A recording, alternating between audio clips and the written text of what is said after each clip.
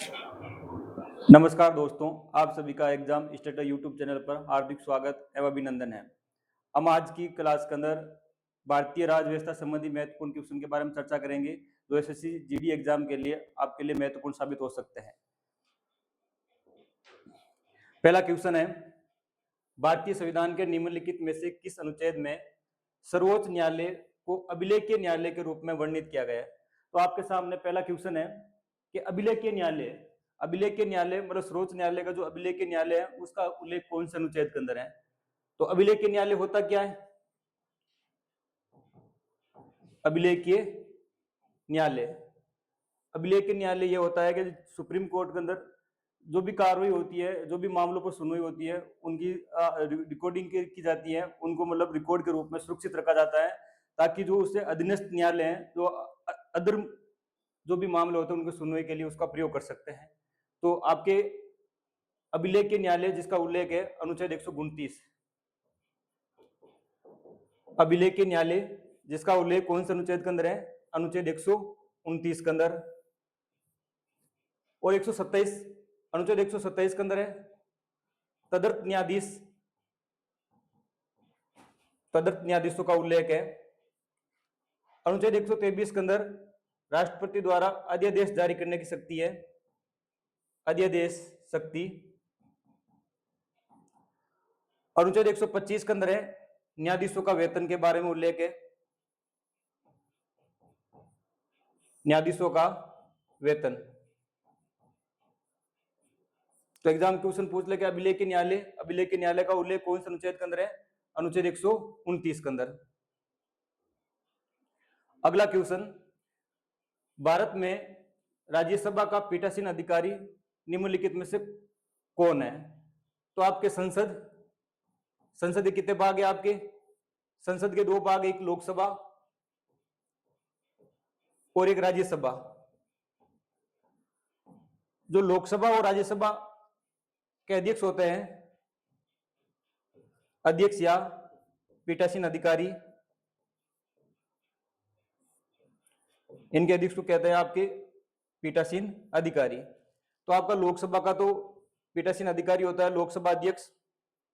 कौन होता है? लोकसभा अध्यक्ष। और राज्यसभा का कौन होता है आपका पीठासीन अधिकारी? राज्यसभा का होता है उपराष्ट्रपति, भारत का उपराष्ट्रपति। तो इसका आंसर होगा उपराष्ट्रपति। भारतीय संविधान का अनुच्छेद 64 में कहा गया उपराष्ट्रपति राज्यसभा का सभापति होता है, उपराष्ट्रपति राज्यसभा का सभापति होता है, सभापति के हो चाहे पीठासीन अधिकारी। तो आपका राज्यसभा का पीठासीन अधिकारी कौन होता है? भारत का उपराष्ट्रपति। और इस बात का उल्लेख कौन से अनुच्छेद के अंदर है? अनुच्छेद 64 के अंदर कहा गया है कि उपराष्ट्रपति होता है और आपका राज्यसभा क्या होगा? सभापति होगा या पीठासीन अधिकारी होगा। अगला क्वेश्चन, निम्नलिखित में से किसे भारत की संविधान सभा के अध्यक्ष के रूप में चुना गया था? तो संविधान सभा के अध्यक्ष, तो संविधान सभा के आपके अध्यक्ष के रूप में किसे चुना गया था? पहले अस्थायी अध्यक्ष। यदि आपको एग्जाम में क्वेश्चन पूछ ले कि संविधान सभा के अस्थायी अध्यक्ष कौन थे?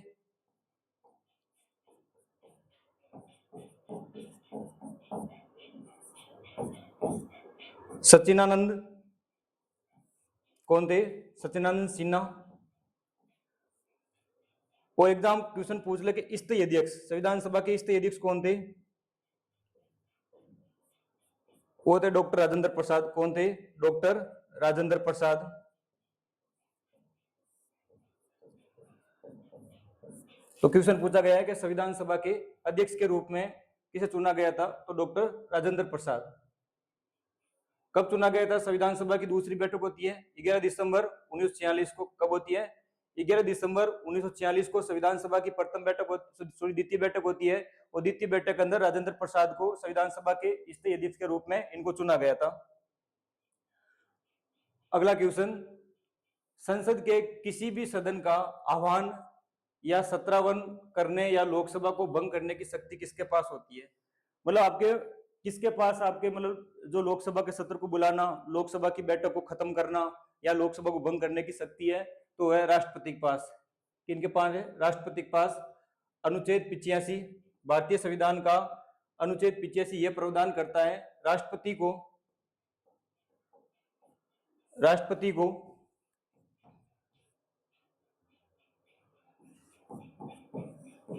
लोकसभा का सत्र बुलाने, लोकसभा का सत्र का मतलब होता है बैठक, सत्र को बुलाना, समाप्त करना और लोकसभा को भंग करना। लोकसभा को भंग करने का अधिकार है।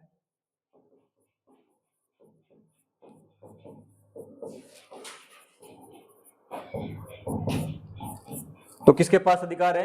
राष्ट्रपति के पास। भारतीय संविधान का अनुच्छेद 85 यह उल्लेखित करता है कि लोकसभा का सत्र बुलाना, लोकसभा के सत्र को वापस समाप्त करना या लोकसभा विघटित करने का जो अधिकार है वो भारत के राष्ट्रपति के पास है। यदि एग्जाम में क्वेश्चन पूछ ले कि आपके जो सदन चल रहा है सदन की कार्रवाई को कुछ समय के लिए स्थगित करना या आगे बढ़ाने का जो अधिकार होता है वो हमेशा लोकसभा अध्यक्ष के पास होता है। अगला क्वेश्चन, भारतीय संविधान में उल्लेखित मौलिक कर्तव्यों के संबंध में निम्नलिखित में से कौन सा कथन सही नहीं है? तो आपके सामने 4 ऑप्शन है जो मौलिक कर्तव्य दे रखे हैं, उनमें से कौन सा आपका कथन है जो मौलिक कर्तव्य से संबंधित नहीं है? पहला ऑप्शन है कि भारतीय संविधान में मौलिक कर्तव्यों का उल्लेख अनुच्छेद 51(1) के अंदर है। ये बात सही है। भारतीय संविधान में जो मौलिक कर्तव्य है उनका उल्लेख संविधान के कौन से अनुच्छेद के अंदर है? 51(1) के अंदर। दूसरा ऑप्शन है संविधान का 86वां संविधान संशोधन अधिनियम 2002 को मौलिक कर्तव्य से संबंधित है। ये बात भी सही है। 86वां संविधान संशोधन 2002 के तहत आपके 6 से 14 वर्ष तक के बच्चों के लिए 6 से 14 वर्ष तक के बच्चों के लिए निःशुल्क वे अनिवार्य शिक्षा संबंधित है। किनसे संबंधित है? निःशुल्क वे अनिवार्य शिक्षा से संबंधित है। तो ये ऑप्शन भी आपके सही है। तीसरा ऑप्शन है भारतीय संविधान में मौलिक कर्तव्यों का उल्लेख संविधान के 5(a) के अंदर है। तो ये 5(a) में ना होकर आपके मौलिक कर्तव्यों का उल्लेख 4(a) के अंदर है। तो इसका ये ऑप्शन गलत हो जाएगा। अगला ऑप्शन है कि संविधान का 42वां संविधान संशोधन अधिनियम द्वारा 1976 को मौलिक कर्तव्य से संबंधित है। तो मौलिक कर्तव्य आपके संविधान के भाग 4(a) के अंदर है और अनुच्छेद 51(a) के अंदर है। मौलिक कर्तव्य में कौन से देश से ग्रहण किया है? तो हमने रूस से मौलिक कर्तव्य ग्रहण कर रखा है। यदि पूछ ले मूल संविधान में आपके मौलिक कर्तव्य कितने थे, तो मूल संविधान के अंदर 0 थे। इनको कब जोड़ा गया था? 42वां संविधान संशोधन 1976 को इनको जोड़ा गया था। और कितने जोड़े गए थे उस समय? आपके 10। और वर्तमान में आपके मौलिक कर्तव्य कितने? 11वां। और 11वां मौलिक कर्तव्य कब जोड़ा गया था? 86वां संविधान संशोधन 2002 को जोड़ा गया था। 6 से 14 वर्ष तक के बच्चों के लिए निःशुल्क शिक्षा का प्रावधान से संबंधित है। तो इसका ऑप्शन नंबर 3 गलत हो जाएगा। अगला क्वेश्चन, राज्य की लोक सेवाओं में न्यायपालिका का कार्यपालिका से पृथक्करण के लिए राज्य का द्वारा कदम उठाया जाएगा। इसका उल्लेख भारतीय संविधान के कौन से के अंतर्गत किया गया है? तो आपका मतलब कार्यपालिका से न्यायपालिका का पृथक्करण, इसका जो इसका ये कौन से अनुच्छेद के अंदर है और इनका संबंध कौन संविधान के कौन से भाग से है? कार्यपालिका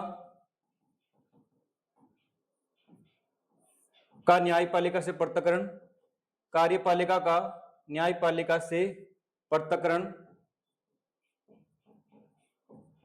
इसका उल्लेख संविधान के अनुच्छेद 50 के अंदर है। संविधान के अनुच्छेद 50 के अंदर है और संविधान के भाग 4 के अंदर है। संविधान के भाग 4 किनसे संबंधित है? आपके नीति निर्देशक तत्व है। किनसे संबंधित है? नीति निर्देशक तत्व से संबंधित है। और नीति निर्देशक तत्व हमने कौन से देश से ग्रहण कर रखे हैं? आपके आयरलैंड के संविधान से ग्रहण कर रखे हैं। तो इनका संबंध हो जाएगा भाग संविधान का 4। अगला क्वेश्चन, भारतीय संविधान में राज्य के नीति निर्देशक सिद्धांतों का मुख्य उद्देश्य हासिल करना है। मतलब नीति निर्देशक तत्व है और नीति निर्देशक तत्व हमने कौन से देश से ग्रहण कर लेके? आयरलैंड के संविधान से ले रखे हैं। और संविधान में अनुच्छेद कहां से कहां तक है? अनुच्छेद 36 से लेकर 51 तक आपके नीति निर्देशक तत्वों से संबंधित है। और इनका मतलब मूल उद्देश्य क्या है? इनका मूल उद्देश्य है सामाजिक व आर्थिक न्याय। इनका मूल उद्देश्य क्या है? सामाजिक एवं आर्थिक न्याय, सामाजिक व आर्थिक न्याय सुनिश्चित करना। तो इसका आंसर हो जाएगा सामाजिक एवं आर्थिक न्याय सुनिश्चित करना। अगला क्वेश्चन, भारतीय संविधान के निम्नलिखित में से किस अनुच्छेद का उल्लेख समानता के अधिकार के अंतर्गत किया गया है? तो आपके मौलिक अधिकार आपके यदि क्वेश्चन पूछ ले कि मूल संविधान में कितने आपके मौलिक अधिकार थे, तो मूल संविधान के अंदर 7 थे, वर्तमान में कितने हैं? 6। और आपका 7वां मौलिक अधिकार था संपत्ति का अधिकार, जिसको वर्तमान में हटाकर आपके अनुच्छेद 301 के अंदर एक सामान्य कानून का दर्जा दिया गया है। उसको कौन से संविधान संशोधन के तहत हटाया गया था? 44वां संविधान संशोधन होता कब है? 1978 के अंदर। तो आपको दे रखा है कि कौन सा आपका जो किसको आपको समानता का अधिकार में शामिल किया गया है? तो समानता का अधिकार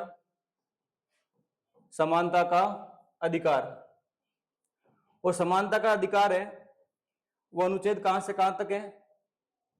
अनुच्छेद 14 से लेकर अनुच्छेद 18 तक। अनुच्छेद 14 से लेकर अनुच्छेद 18 तक आपके समानता का अधिकार है। तो ऑप्शन नंबर 1 है आपके उपाधियों का उन्मूलन, और इनका संबंध है अनुच्छेद 18 के अंदर। धार्मिक मामलों के प्रबंधन करने की ये आपके अनुच्छेद 26 से संबंधित है। और जीवन और व्यक्तिगत स्वतंत्रता की सुरक्षा ये अनुच्छेद 21 के अंदर है। और शिक्षा का अधिकार ये आपके अनुच्छेद 21A के अंदर है, अनुच्छेद 21A। तो इसका हो जाएगा आपका उपाधियों का अंत। उपाधियों का अंत है ये आपके अनुच्छेद 18 के अंदर है, जो आपके समानता के अधिकार संबंधित है। भारत सरकार द्वारा आपके सभी प्रकार की उपाधियों का अंत किया गया है। आप शिक्षा और सेना को छोड़कर सभी प्रकार की उपाधियों का अंत किया गया है। सभी प्रकार की उपाधियों का अंत किया गया है।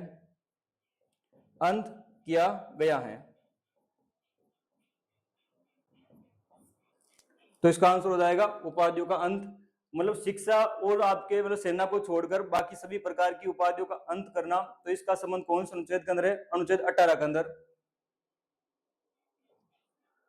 अगला क्वेश्चन, मौलिक कर्तव्य के अंतर्गत भारतीय संविधान का निम्नलिखित में से कौन सा अनुच्छेद हमारी समग्र संस्कृति के समृद्ध विरासत के महत्व से संबंधित है? तो आपका जो मौलिक कर्तव्य क्या जो आपको मतलब कौन सा है जो आपके हमारी संस्कृति की जो रक्षा संबंधित है, उसमें कौन सा आपका अनुच्छेद है? तो आपके इससे संबंधित है आपका अनुच्छेद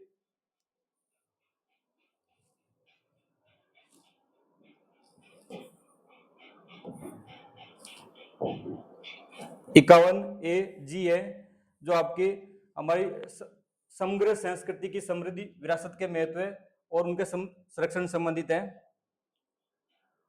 अगला क्वेश्चन, जैसा कि भारतीय संविधान के अनुच्छेद 168 में निहित है कि किसी राज्य के विधानमंडल के 2 सदन होते हैं और एक विधान परिषद, क्या होगा? एक विधान परिषद और दूसरा क्या होगा आपका? विधानसभा। तो आपके अनुच्छेद 168 इसमें आपके किससे संबंधित है? अनुच्छेद 168 आपके ये विधानमंडल संबंधित, किनसे संबंधित है? विधानमंडल संबंधित। और विधानमंडल के आपके 2 भाग होते हैं, एक विधानसभा, एक क्या होता है? विधानसभा, और एक है आपके विधान परिषद। जो विधान परिषद है वर्तमान में आपके 6 राज्यों के अंदर है। कितने राज्यों के अंदर? 6 राज्यों के अंदर है। कौन कौन से 6 राज्य है? बिहार, उत्तर प्रदेश, महाराष्ट्र, बिहार, उत्तर प्रदेश, महाराष्ट्र,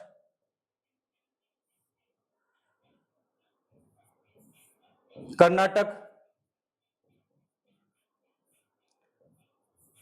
तेलंगाना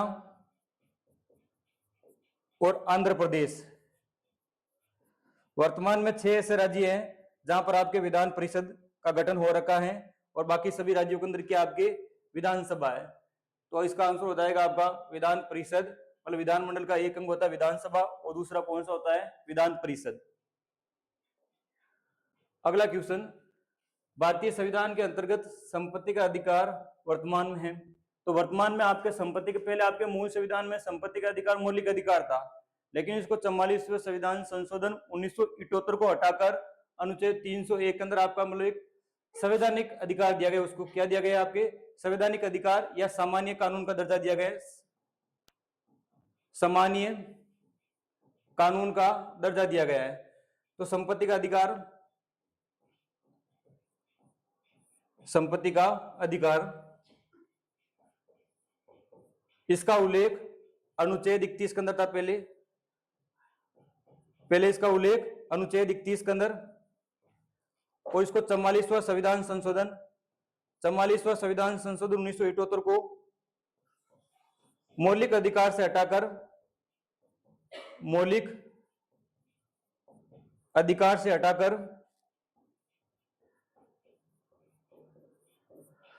अनुच्छेद 301 अंदर, अनुच्छेद 301 अंदर संवैधानिक अधिकार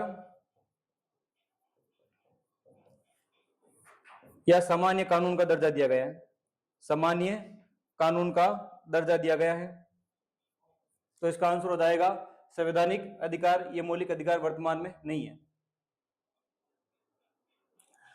अगला क्वेश्चन, भारतीय संविधान का अनुच्छेद 51A निम्नलिखित में से किससे संबंधित है? तो आपका भारतीय संविधान का जो आपके 51A है, इसमें आपके किसका उल्लेख है? आपके मूल कर्तव्य का उल्लेख है। किनका उल्लेख है? मूल कर्तव्य का उल्लेख है। तो आपका 51A का संबंध आपके भारत की संप्रभुता, एकता या अखंडता को बनाए रखना या उसकी रक्षा करना। ऑप्शन नंबर 2 है देश की रक्षा करना और आह्वान किए जाने पर राष्ट्र की सेवा करना। और ऑप्शन नंबर 3 है आपके हमारी समग्र संस्कृति और समृद्ध विरासत को महत्वपूर्ण संरक्षण करना और सार्वजनिक संपत्ति की रक्षा करना और हिंसा को त्याग करना। तो इसका आंसर हो जाएगा आपकी भारत की संप्रभुता, एकता और अखंडता को बनाए रखना और उसकी रक्षा करना, इससे ये संबंध हो जाएगा।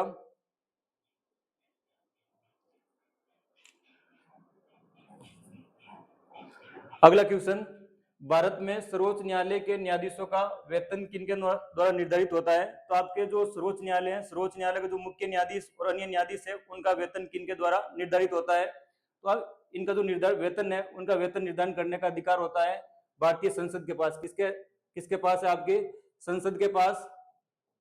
इनका वेतन निर्धारण कौन करेगा? संसद। और इनका वर्तमान में जो वेतन दिया जाता है वो भारत की संचित निधि से दिया जाता है। किनसे दिया जाता है? भारत की संचित निधि से इनको वेतन मिलता है, संचित निधि से। और संचित निधि का उल्लेख भारतीय संविधान के कौन से अनुच्छेद के अंदर है? अनुच्छेद 266 के अंदर।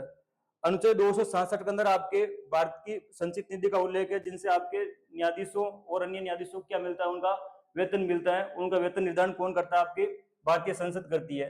यदि क्वेश्चन पूछ ले आपके न्यायाधीशों की संख्या निर्धारण कौन करता है, कि आपके सर्वोच्च न्यायालय में जो न्यायाधीश हैं उनकी संख्या कितनी होगी, इनका निर्धारण कौन करेगा? तो करेगा राष्ट्रपति। कौन करेगा? राष्ट्रपति इन संख्या का निर्धारण करता है।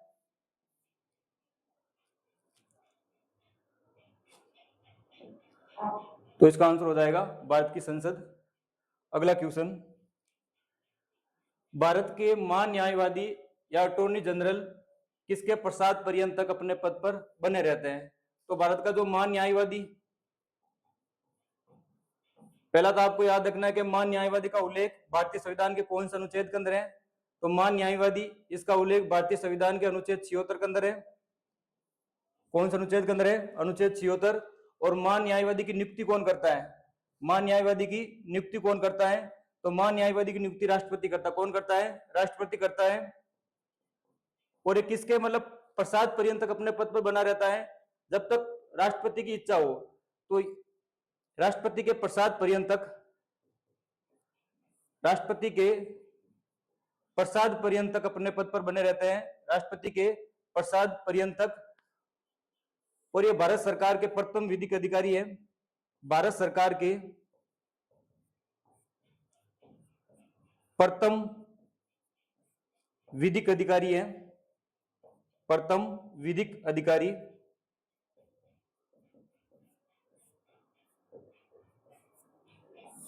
मतलब भारत सरकार को ये कानून संबंधित मतलब सलाह या परामर्श देने का काम करता है। और इनको क्या इंग्लिश में क्या कहते हैं? Attorney general. और महान्यायवादी अनुच्छेद 188, अनुच्छेद 188 के अनुच्छेद 188 के तहत ये आपके मतलब किसी भी मतलब आपके मतलब चाहे लोग किसी भी सदन में भाग ले सकता है, उनमें बोल सकता है और अपने विचार रख सकता है अनुच्छेद 88 के तहत। तो इसका आंसर हो जाएगा भारत का राष्ट्रपति के पश्चात पर्यंत तक, जब तक राष्ट्रपति की इच्छा होती है तब तक अपने पद पर बना रहता है। अगला क्वेश्चन, भारत संविधान का मूल हस्तलिखित संस्करण किसने लिखा है? जो भारतीय संविधान का जो मूल आपका संस्करण है वो किन के द्वारा लिखा गया है? क्वेश्चन आपके सामने है। ऑप्शन नंबर 1 है doctor Bhimrao Ambedkar, option number 2 Kailashnath Katju, और ऑप्शन नंबर 3 है BN राव, और ऑप्शन नंबर 4 है प्रेम बिहारी नारायण रायजादा। तो प्रेम बिहारी नारायण रायजादा है, इनके द्वारा आपके जो संविधान का मूल संस्करण है इनके द्वारा लिखा गया था। ये क्वेश्चन भी आपको याद रखना है। अगला क्वेश्चन, भारत में न्याय पुनरावलोकन की अवधारणा न्यायपालिका को उन कानूनों का पुनरावलोकन करने और उनको निरस्त करने की अनुमति देता है। तो आपका क्वेश्चन है कि जो न्याय पुनरावलोकन है, तो न्याय पुनरावलोकन जो अवधारणा हमने कहां से ले रखी है? न्यायिक पुनरावलोकन की शक्ति हमने कौन से देश के संविधान से हमने इसको ग्रहण किया है? तो हमने अमेरिका देश के संविधान से ग्रहण किया। कहां से ग्रहण किया है? अमेरिका देश के संविधान से हमने इसको ले रखा है।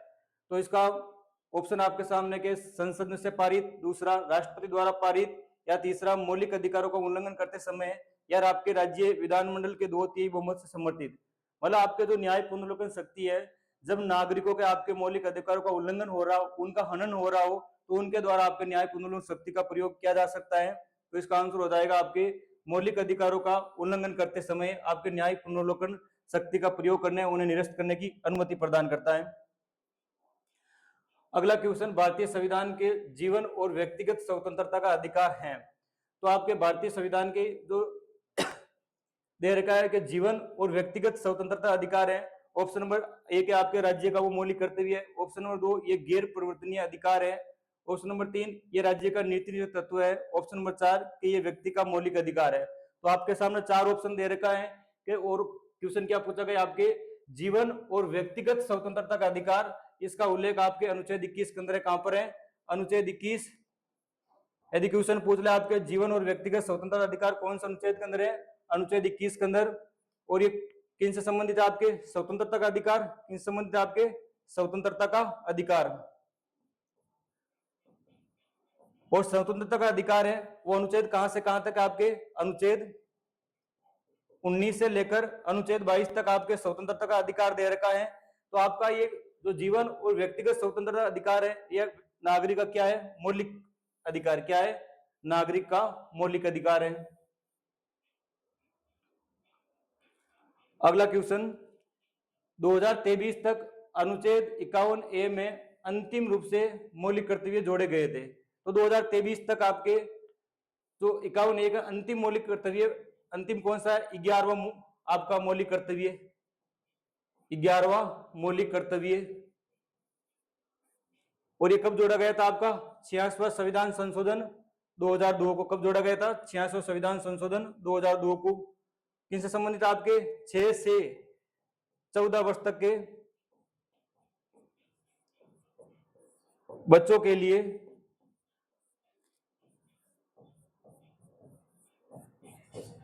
निःशुल्क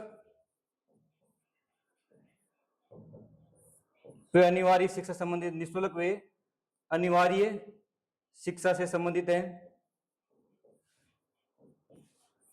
तो कब जोड़ा गया था? आपका अंतिम मूल कर्तव्य, सॉरी मौलिक कर्तव्य 2002 के अंदर। अगला क्वेश्चन, राज्यसभा का सदस्य बनने के लिए आपके न्यूनतम आयु कितनी होनी चाहिए? मतलब राज्यसभा का सदस्य बनना आपको, या राज्यसभा का सांसद बनना है, उसके लिए आपके उसकी आयु कितनी होनी चाहिए? तो आपके राज्यसभा का सांसद बनने के लिए आयु कितनी होनी चाहिए? 30 साल होनी चाहिए। कितनी होनी चाहिए? 30 साल होनी चाहिए। यदि ये पूछ रहा आपको जानेगा लोकसभा का सदस्य, लोकसभा का सांसद बनना है, तो इसके लिए आपके पास उम्र कितनी होनी चाहिए? आपकी एज कितनी होनी चाहिए? तो 25 साल। यदि आपको पूरे राज्यसभा सांसद बनना है, राज्यसभा सांसद, इनके लिए जो आयु होती है वो 30 वर्ष। यदि आपको विधानसभा का सदस्य बनना है, विधानसभा का सदस्य बनना है विधानसभा, तो इसके लिए आयु कितनी होनी चाहिए? 25 वर्ष। और विधान परिषद का आपका सदस्य बनना है, विधान परिषद का सदस्य बनना आपको, इसके लिए आपकी एज कितनी होनी चाहिए? 30 वर्ष। यदि आपको हमारा सरपंच बनना है, वार्ड पंच बनना आपको, तो इनके लिए आपकी एज कितनी होनी चाहिए? 21 वर्ष। कितनी होनी चाहिए? 21 वर्ष। यदि राष्ट्रपति बनना है तो राष्ट्रपति बनने के लिए आपके पास आपकी उम्र कितनी होनी चाहिए? 35 वर्ष। यदि आपको मुख्यमंत्री बनना है तो वो भी आपके 25 वर्ष, और यदि आप प्रधानमंत्री बनना है तो भी 25 वर्ष। तो आपको राज्यसभा का सांसद बनने के लिए, राज्यसभा सदस्य बनने के लिए आयु कितनी होनी चाहिए? 30 वर्ष। अगला क्वेश्चन, मई 2022 तक निम्नलिखित में से भारतीय संविधान के अनुच्छेद 19 का एक हिस्सा नहीं है। तो आपके सामने अनुच्छेद 19 संबंधित आपके जो अधिकार दे रखे हैं वो आपका अनुच्छेद 19 का कौन सा आपका जो भाग नहीं है? ऑप्शन नंबर 1 है भारत के राज्य क्षेत्र में सर्वत्र अबाध रूप से संचरण करने की स्वतंत्रता। मतलब आपका अनुच्छेद 19 है वो आपके स्वतंत्रता का अधिकार है, उनका भाग है। और ऑप्शन नंबर 1 है कि भारत के किसी भी राज्य क्षेत्र में आप स्वतंत्र रूप से आपको घूमने फिरने की स्वतंत्रता है, यह आपके अनुच्छेद 19 संबंधित है। और ऑप्शन नंबर 2 दे रखा है कि संगम या आपको संघ बनाना है, मतलब आपको संघ बनाने की स्वतंत्रता है, ये भी आपके अनुच्छेद 19 का ही भाग है।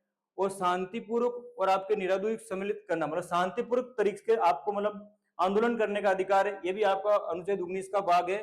और ये संपत्ति का अधिकार है, ये आपका अनुच्छेद 19 का भाग नहीं है। तो इसका आंसर हो जाएगा संपत्ति का अधिकार। अनुच्छेद 19 क्या है? अनुच्छेद 19, अनुच्छेद 19 के अंदर आपके 6 प्रकार की स्वतंत्रता शामिल है। कितनी स्वतंत्रता शामिल है? आपके 6 प्रकार की स्वतंत्रता शामिल है। पहली आपके विचार एवं अभिव्यक्ति की स्वतंत्रता, विचार एवं अभिव्यक्ति की स्वतंत्रता, और साथ में प्रेस की स्वतंत्रता, प्रेस की स्वतंत्रता। और दूसरी इसमें आपको स्वतंत्रता दे रही है 19(2) के अंदर कि आपको संघ बनाने की स्वतंत्रता। 19(3) के अंदर है शांतिपूर्वक सम्मेलन करने की स्वतंत्रता, शांतिपूर्व सम्मेलन करने की स्वतंत्रता। और 19(4) के अंदर है देश में कई रूप से आपको विचरण, देश में घूमने फिरने की स्वतंत्रता, घूमने फिरने की स्वतंत्रता। और 19(5) के अंदर आपको निवास करने की स्वतंत्रता। और 19(6) के अंदर है व्यापार वाणिज्य करने की स्वतंत्रता, व्यापार करने की स्वतंत्रता। अगला क्वेश्चन आपके सामने, भारतीय संविधान के निम्नलिखित में से अनुच्छेद में राज्यों में विधान परिषदों का उत्थान और सृजन करना का उल्लेख है। मतलब कौन से अनुच्छेद के अंदर आपके विधान परिषद का निर्माण करना, उनको समाप्त करना से संबंधित है? आपके सामने 4 ऑप्शन दे रखे हैं, इसमें से कौन से अनुच्छेद के अंदर ये बात कह रखी है कि आपके विधान परिषद का निर्माण करना और विधान परिषद को समाप्त करना? तो अनुच्छेद 169, अनुच्छेद 169 है। अनुच्छेद 169 में आपके मतलब विधान परिषदों का निर्माण करना और सृजन करने से संबंधित है। और ये आप क्वेश्चन पूछ ले कि राज्यों में जो विधान परिषद, राज्यों में विधान परिषद का निर्माण व समाप्त करने का अधिकार किसके पास है? तो विधान परिषद का आपका निर्माण और आपका समाप्त करने का अधिकार ये संसद के पास है। किनके पास है? संसद के पास है। और इसका उल्लेख संविधान के कौन से अनुच्छेद के अंदर है? अनुच्छेद 169 के अंदर, अनुच्छेद 169 के अंदर। और अनुच्छेद 165 के अंदर आपके महाधिवक्ता संबंधित किससे संबंधित है? महाधिवक्ता संबंधित है, महाधिवक्ता संबंधित। अनुच्छेद 161 के अंदर राज्यपाल की समाधान की शक्तियां है, राज्यपाल की समाधान की शक्तियों का उल्लेख है। और अनुच्छेद 173 के अंदर आपके विधानमंडल,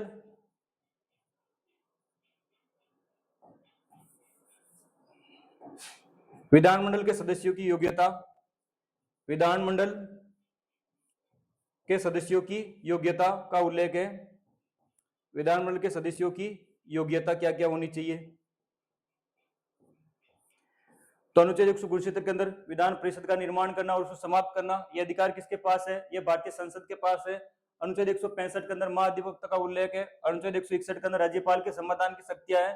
अनुच्छेद 173 के अंदर विधानमंडल के सदस्यों की योग्यता का उल्लेख है। अगला क्वेश्चन, भारतीय संविधान के अनुच्छेद 126 में उल्लेख है कि भारतीय संविधान का कौन सा अनुच्छेद, अनुच्छेद 126 के भारतीय संविधान के अनुच्छेद 126 में किसका उल्लेख है? ऑप्शन नंबर आपका दे रखा है, पहला कि तदर्थ न्यायाधीशों की नियुक्ति, इसका उल्लेख अनुच्छेद 127 के अंदर है। कहां पर है? अनुच्छेद 127 के अंदर। और दूसरा दे रखा है कि भारत के कार्यकारी मुख्य न्यायाधीशों की नियुक्ति करना, तो भारत के कार्यकारी मुख्य न्यायाधीशों की नियुक्ति करना, इसका उल्लेख है अनुच्छेद 126 के अंदर। कहां पर है? अनुच्छेद 126 के अंदर। और सुप्रीम कोर्ट का स्थान, और सुप्रीम कोर्ट का स्थान, इसका उल्लेख है अनुच्छेद 130 के अंदर। वर्तमान में सुप्रीम कोर्ट का स्थान कहां पर है? नई दिल्ली के अंदर। कहां पर है? नई दिल्ली के अंदर। और अगला है उच्चतम न्यायालय का अभिलेखीय न्यायालय होना। उच्चतम न्यायालय का जो अभिलेखीय न्यायालय है, इसका उल्लेख अनुच्छेद 129 के अंदर है। कहां पर है? अनुच्छेद 129 के अंदर। तो क्वेश्चन पूछा गया है कि अनुच्छेद 126 में किसका उल्लेख है? तो अनुच्छेद 126 के अंदर कार्यकारी मुख्य न्यायाधीश का उल्लेख, किसका उल्लेख है? कार्यकारी मुख्य न्यायाधीश का उल्लेख है। अगला क्वेश्चन कि भारत के जो संविधान सभा है, तो भारतीय संविधान सभा के चुनाव कब होते हैं? तो भारतीय संविधान सभा के चुनाव कब होते हैं? तो भारतीय संविधान सभा के जो चुनाव होते हैं वो जुलाई अगस्त 1946 को। तो कब होते हैं? जुलाई अगस्त 1946 के अंदर। तो ये आपको याद रखना है, चुनाव कब होते हैं? भारतीय संविधान सभा के चुनाव जुलाई 1946 के अंदर। अगला क्वेश्चन, भारतीय संविधान के निम्नलिखित में से किस अनुच्छेद में राज्यपाल की शपथ या प्रतिज्ञा का उल्लेख है? आपके सामने जो अनुच्छेद दे रखे हैं उस कौन से अनुच्छेद के अंदर राज्यपाल की शपथ का उल्लेख है? तो अनुच्छेद 155। अनुच्छेद 155 के अंदर राज्यपाल की नियुक्ति प्रक्रिया, इसका उल्लेख है। राज्यपाल की नियुक्ति प्रक्रिया का उल्लेख है।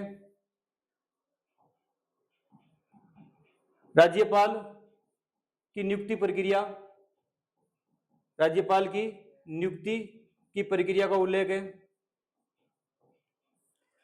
अनुच्छेद 157, अनुच्छेद 157 के अंदर योग्यताओं का उल्लेख है। राज्यपाल बनने के लिए आपके पास क्या क्या योग्यता होनी चाहिए? अनुच्छेद 159 के अंदर आपके राज्यपाल की शपथ का उल्लेख, किनका उल्लेख है? राज्यपाल की शपथ का उल्लेख है। और अनुच्छेद 161 के अंदर राज्यपाल की समाधान की शक्तियां, राज्यपाल की समाधान की शक्तियां का उल्लेख है। तो आपके राज्यपाल की जो शपथ है उसका उल्लेख अनुच्छेद 159 के अंदर है। यदि आपको क्वेश्चन पूछ ले राष्ट्रपति की शपथ, कि भाई राष्ट्रपति कौन से अनुच्छेद के शपथ लेता है, तो राष्ट्रपति की शपथ संबंधित है अनुच्छेद 60। उपराष्ट्रपति, और उपराष्ट्रपति की जो शपथ कौन से अनुच्छेद से लेता है? अनुच्छेद 69, अनुच्छेद 69। तो आपके साथ 5 क्वेश्चन है, ध्यान रखना कि भाई आपके जो राज्यपाल की जो शपथ है उसका उल्लेख कौन से अनुच्छेद के अंदर है? अनुच्छेद 159 के अंदर आपके राज्यपाल की शपथ का उल्लेख दे रखा है। और राष्ट्रपति की शपथ का बात की जाए तो अनुच्छेद 60, राष्ट्रपति कौन से अनुच्छेद के शपथ लेता है? अनुच्छेद 60 के तहत। और उपराष्ट्रपति कौन से अनुच्छेद के तहत शपथ लेता है? अनुच्छेद 69। अगला क्वेश्चन, भारतीय संविधान के निम्नलिखित में से किस भाग का संबंध संविधान संशोधन से है? तो आपके मतलब भारतीय संविधान के कुल 22 भाग है, 22 भाग में से किस भाग के अंदर आपका जो संविधान संशोधन की शक्ति है उसका उल्लेख हो रखा है? तो आपका पूछ ले संविधान, भारतीय संविधान के अंदर कुल कितने भाग है? संविधान के अंदर कुल भाग, तो संविधान के अंदर कुल 22 भाग है। 22 भाग में से संविधान के भाग 20, संविधान के भाग 20, भाग 20 के अंदर आपके संविधान संशोधन की शक्ति है। क्या है? संविधान संशोधन की शक्ति, संविधान में संशोधन की शक्ति का उल्लेख है भाग 20 के अंदर। और आपके संविधान संशोधन की शक्ति हमने कौन से देश से ग्रहण कर रखा है? इसको संविधान संशोधन की जो शक्ति है वो हमने कौन से देश से ग्रहण कर रखा है? तो ये हमने दक्षिण अफ्रीका के संविधान से ग्रहण कर रखा है। दक्षिणी अफ्रीका के संविधान से संविधान संशोधन की, दक्षिण अफ्रीका के संविधान से हमने इसको लिया है, एडॉप्ट किया है, दक्षिण अफ्रीका का संविधान। और आपके संविधान संशोधन की शक्ति है वो कौन से अनुच्छेद के अंदर है? कौन से अनुच्छेद के अंदर है? आपके अनुच्छेद 368 के अंदर। तो आपके मतलब संविधान संशोधन है, तो संविधान संशोधन भारतीय संविधान के कौन से भाग संबंधित है? तो भारतीय संविधान का भाग 20 के अंदर आपके संविधान संशोधन की शक्ति का उल्लेख है। और कौन से अनुच्छेद संबंधित है? अनुच्छेद 368 के अंदर। और हमने संविधान संशोधन की शक्ति भारतीय संविधान कौन से देश से हमने ग्रहण कर रखा है इसको, तो दक्षिण अफ्रीका के संविधान से हमने इसको ग्रहण कर रखा है। तो भाग 20 के अंदर आपके संविधान संशोधन की शक्ति का उल्लेख है। अगला क्वेश्चन, प्रधानमंत्री की अध्यक्षता में योजना आयोग की स्थापना कब होती है? मतलब योजना आयोग, तो योजना आयोग की स्थापना आपके कब होती है? प्रधानमंत्री की अध्यक्षता के अंदर। तो योजना आयोग की स्थापना कब होती है आपके? 15 मार्च 1950 कब होती है? 15 मार्च 1950। और इसका अध्यक्ष कौन होता है? अध्यक्ष प्रधानमंत्री होता है। कौन होता है? अध्यक्ष प्रधानमंत्री होता है। अध्यक्ष कौन होता है? प्रधानमंत्री होता है। और इसके सदस्य कौन होते हैं? सभी राज्यों के मुख्यमंत्री। इसके सदस्य कौन होते हैं? सभी राज्यों के मुख्यमंत्री इसके क्या होते हैं? मुख्यमंत्री इसके सदस्य होते हैं। यदि क्वेश्चन पूछ ले कि योजना आयोग के प्रथम अध्यक्ष कौन थे? योजना आयोग के प्रथम अध्यक्ष, तो प्रथम अध्यक्ष देश के प्रथम प्रधानमंत्री कौन थे आपके? पंडित जवाहरलाल नेहरू। कौन थे? पंडित जवाहरलाल नेहरू इसके प्रथम अध्यक्ष थे। यदि पूछ ले प्रथम उपाध्यक्ष, इसके प्रथम उपाध्यक्ष कौन थे? तो इसके प्रथम उपाध्यक्ष थे आपके गुलजारीलाल नंदा। कौन थे? गुलजारीलाल नंदा इसके प्रथम अध्यक्ष थे आपके। यदि पूछ ले आपके इसके वर्तमान में आपके योजना आयोग नहीं है। वर्तमान में योजना आयोग के स्थान पर कौन सा आयोग आ रखा है? नीति आयोग। कौन सा आयोग आ रखा है? नीति आयोग। और नीति आयोग की स्थापना कब होती है? 1 जनवरी 2015। नीति आयोग की स्थापना कब होती है? 1 जनवरी 2015। और नीति आयोग है, यह भारत सरकार की थिंक टैंक संस्था है। क्या है? भारत सरकार की थिंक टैंक संस्था है।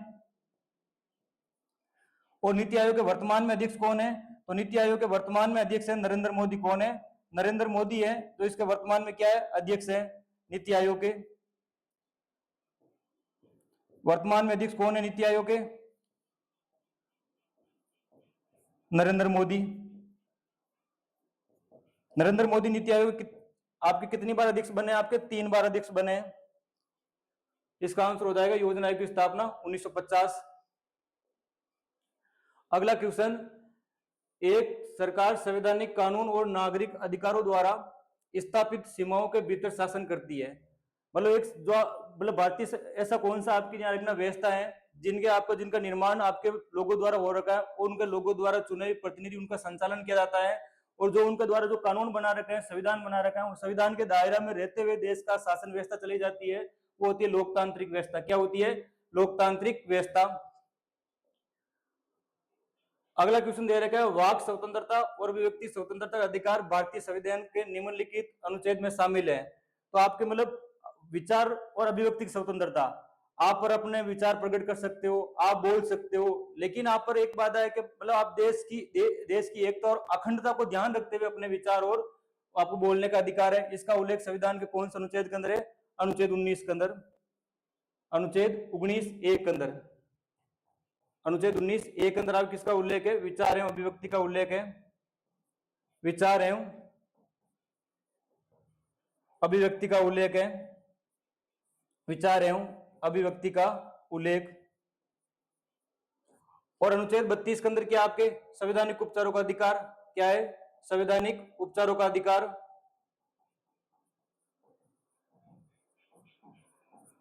और अनुच्छेद 30 के अंदर क्या है? अल्पसंख्यकों को अपने शिक्षण संस्थानों की स्थापना करने का अधिकार। शिक्षण संस्थाओं की स्थापना करने का अधिकार। और अनुच्छेद 20 के अंदर है दोष सिद्ध संरक्षण संबंधित आपके ये इसमें अनुच्छेद में प्रावधान किया गया है। तो इसका आंसर हो जाएगा अनुच्छेद 19, जिसमें आपके वाक एवं अभिव्यक्ति स्वतंत्रता का उल्लेख है। वो 6 प्रकार की स्वतंत्रता उल्लेख है। अगला क्वेश्चन, संविधान सभा की स्थापना किस वर्ष होती है? तो संविधान सभा की स्थापना कब होती है? 1946 के अंदर। कब होती है? 1946 के अंदर किसकी स्थापना होती है? आपके संविधान सभा की स्थापना होती है। संविधान सभा की स्थापना होती है। और संविधान सभा की जो स्थापना होती है वो किनकी सिफारिश पर होता है? किनकी सिफारिश पर इनकी स्थापना होती है? Cabinet mission. कौन सा मिशन? कैबिनेट मिशन के सिफारिश पर आपके संविधान सभा की स्थापना होती है। कैबिनेट मिशन, और कैबिनेट मिशन कब आता है? भारत 1946 के अंदर। इनकी सिफारिश पर आपके संविधान सभा की स्थापना होती है। और संविधान सभा के जो प्रथम बार चुनाव होते हैं, संविधान सभा के प्रथम बार चुनाव कब होते हैं? जुलाई अगस्त 1946, जुलाई अगस्त 1946 के अंदर आपके संविधान सभा के चुनाव होते हैं। तो इसका आंसर हो जाएगा 1946 के अंदर आपके संविधान सभा की स्थापना होती है। अगला क्वेश्चन दे रखा है, भारतीय संविधान का अनुच्छेद 163 में निम्नलिखित किनसे संबंधित है? अनुच्छेद आपका दे रखा है 163। अनुच्छेद 163 में आपका किसका प्रावधान है? ऑप्शन नंबर 1 है कि किसी राज्य की सरकार के कामकाज का संचालन, इसका उल्लेख आपके अनुच्छेद 166 के अंदर है। कहां पर है? अनुच्छेद 166 के अंदर, जिसमें आपके कार्य संचालन का नियम बना रखा है। दूसरा ऑप्शन है राज्यों में विधानमंडलों का गठन, इसका उल्लेख है आपके अनुच्छेद 168 के अंदर। कहां पर है? अनुच्छेद 168 के अंदर। और तीसरा ऑप्शन आपके राज्यपाल को सहायता और सलाह देने के लिए क्या होगी? आपकी एक मंत्री परिषद होगी, इसका उल्लेख अनुच्छेद 163 के अंदर। कहां पर है? अनुच्छेद 163 के अंदर। और ऑप्शन नंबर 4 है कि राज्य का महाधिवक्ता, इसका उल्लेख है अनुच्छेद 165 के अंदर, अनुच्छेद 165 के अंदर। तो क्वेश्चन पूछ रखा है अनुच्छेद 163, 163 में किसका उल्लेख है? अनुच्छेद 163 में कहा गया है कि राज्यपाल को सलाह और परामर्श देने के लिए एक मंत्री परिषद होगी, और उस मंत्री परिषद का हमेशा अध्यक्ष कौन होता है? उस मंत्री परिषद का अध्यक्ष हमेशा आपका राज्य का मुख्यमंत्री होता है। कौन होता है? मुख्यमंत्री होता है। तो इसका आंसर हो जाएगा कि राज्यपाल को सहायता और सलाह देने के लिए एक मंत्री परिषद हो। क्या होगी? मंत्री परिषद। और उस मंत्री परिषद का अध्यक्ष कौन होता है? उस मंत्री परिषद का अध्यक्ष हमेशा मुख्यमंत्री होता है। कौन होता है? मुख्यमंत्री होता है। और इसका उल्लेख संविधान के कौन से अनुच्छेद के अंदर है? अनुच्छेद 163 के अंदर। अगला क्वेश्चन कि भारतीय संविधान के अनुसार भारत सरकार के कितने अंग हैं? मतलब आपके भारतीय संविधान में भारत सरकार के कितने अंग हैं, ये क्वेश्चन पूछा गया है। तो कितने अंग है आपके भारतीय संविधान सभा में? सरकार के कितने अंग है? तो सरकार के 3 अंग। कितने अंग है? भारत सरकार कितने अंग है आपके? 3 अंग। कौन कौन सा? कार्यपालिका, कार्यपालिका, व्यवस्थापिका, कार्यपालिका, व्यवस्थापिका, कार्यपालिका, व्यवस्थापिका और न्यायपालिका, न्यायपालिका। ये आपके भारत सरकार कितने अंग है आपके? 3 अंग है। कितने अंग है? 3 अंग है। अगला क्वेश्चन, भारत में शासन की विधायी शाखा जो राज्य में कानून बनाने के सर्वोच्च प्रभारी है, तो आपके ध्यान रखना, मतलब कानून कौन बनाएगी? भारत में जो कानून बनाने की सर्वोच्च संस्था कौन सी होती है आपके? संसद होती है। कौन सी होती है?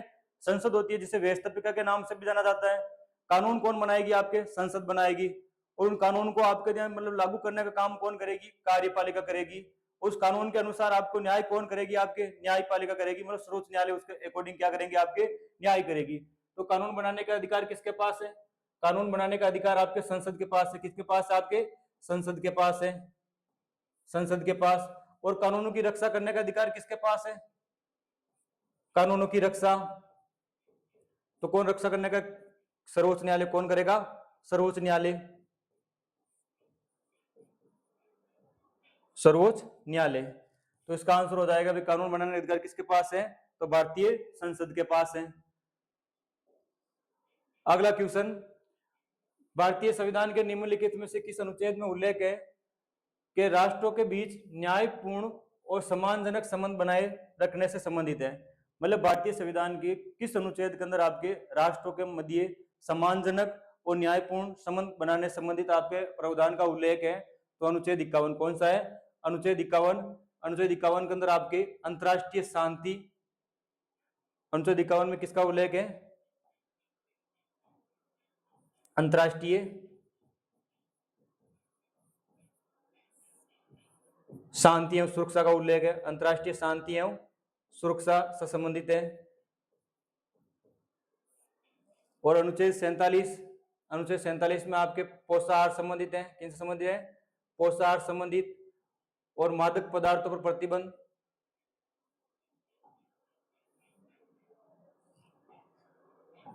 मादक पदार्थ पर प्रतिबंध। और आपके जो नशीली औषधियां होते हैं जिनसे आपको शरीर के लिए हानिकारक है, उनका उल्लेख भी आपके अनुच्छेद 47 के अंदर है। अनुच्छेद 48, अनुच्छेद 48 के अंदर आपके कृषि, वह पशुपालन संबंधी किन संबंधी है? कृषि और पशुपालन से संबंधित है। और अनुच्छेद 49 के अंदर है राष्ट्रीय महत्व के स्मारक, राष्ट्रीय महत्व के स्मारक की सुरक्षा करना, राष्ट्रीय महत्व के स्मारक की सुरक्षा करना। तो आपके मतलब राष्ट्रों के मध्य न्यायपूर्ण और शांतिपूर्ण संबंध बनाए रखने संबंधी कौन सा अनुच्छेद है? अनुच्छेद 51, जिसमें आपके मतलब अंतर्राष्ट्रीय शांति और सुरक्षा के बारे में बताया गया है। और अनुच्छेद 47 के अंदर आपके पोषार, राज्य पोषार को मतलब उत्तम व्यवस्था करेगा। और आपके जो मादक पदार्थ होता है, जिनसे मादक पदार्थ, जो नशीले पदार्थ होते हैं, उन पर प्रतिबंध का प्रावधान भी है। और अनुच्छेद 47 के अंदर ऐसी औषधियां जो आपके शरीर के लिए हानिकारक है, उसका भी उल्लेख है। अनुच्छेद आपके 48 के अंदर इसमें कृषि और पशुपालन संबंधित है। और गो हत्या, इसका प्रतिबंध भी आपके अनुच्छेद 48 के अंदर है। और आपके वन्य जीव और वन्य जीव के संरक्षण संबंधित भी आपका अनुच्छेद 48 के अंदर है। और अनुच्छेद 49 के अंदर राष्ट्रीय महत्व के जो स्मारक हैं उनकी सुरक्षा संबंधित है। अगला क्वेश्चन, भारत में विधान परिषद वाले राज्यों में विधान परिषद की सदस्यों की कुल संख्या उस राज्य के विधानसभा के सदस्यों की कुल संख्या का कितने से अधिक नहीं हो सकती है? मतलब आपके विधान परिषद क्या है? विधान परिषद। और विधान परिषद में मतलब अधिकतम संख्या कितनी हो सकती है? तो विधान परिषद में जो अधिकतम संख्या कुल राज्य की जो विधानसभा सीटें होती है उसका 1/3 कितना होना चाहिए? 1/3 होना चाहिए। और न्यूनतम कितनी होनी चाहिए उसकी संख्या? न्यूनतम आपका 40 से कम नहीं होनी चाहिए। तो विधान परिषद में आपके अधिकतम सदस्य पूछे गए हैं। अधिकतम सदस्य कितने होने चाहिए? उस राज्य की संबंधित राज्य की कुल विधानसभा सीटों का, संबंधित राज्य की कुल विधानसभा सीटों का 1/3 होना चाहिए। कितना होना चाहिए? 1/3 होना चाहिए। और न्यूनतम कितनी होनी चाहिए? न्यूनतम 40 से कम नहीं होना चाहिए। 40 से कम नहीं होनी चाहिए।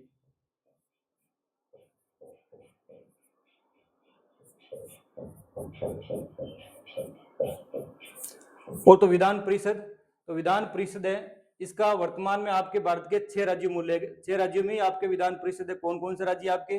बिहार, उत्तर प्रदेश, महाराष्ट्र, कर्नाटक, आंध्र प्रदेश और तेलंगाना। ये भारत के 6 ऐसे राज्य हैं जहां पर वर्तमान में आप क्या है? विधान परिषद है। तो विधान परिषद की आपकी अधिकतम संख्या कितनी होनी चाहिए? विधान परिषद की अधिकतम आपकी जो संख्या होती है वो विधानसभा के कुल सीटों का 1/3 होनी चाहिए। कितनी होनी चाहिए? विधानसभा की कुल सीटों का 1/3 होना चाहिए। अगला क्वेश्चन, भारतीय संविधान के अनुच्छेद 14 से 18 निम्नलिखित में से किस अधिकार से संबंधित है?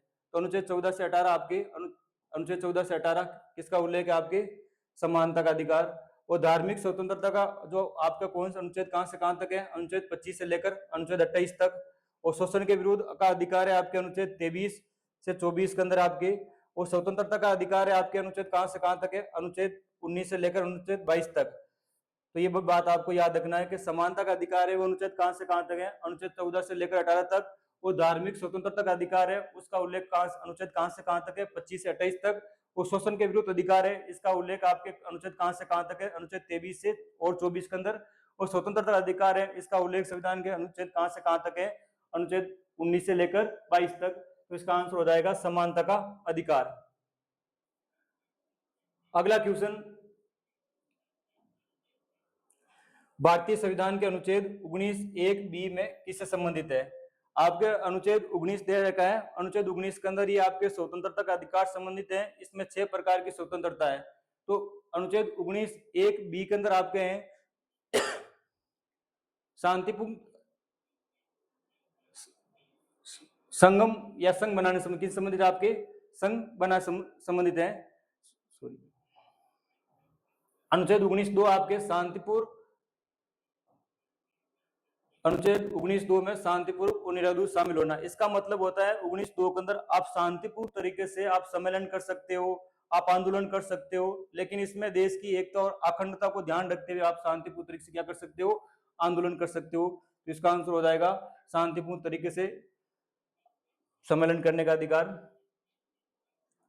अगला क्वेश्चन है, किस अनुच्छेद के अंतर्गत सर्वोच्च न्यायालय के रिट जारी की जा सकती है, मतलब कौन से अनुच्छेद के तहत आप जो आपके सर्वोच्च न्यायालय द्वारा रिट जारी की जाती है, रिट का मतलब याचिका जारी की जाती है, तो आपके ये हो जाएगा अनुच्छेद 32।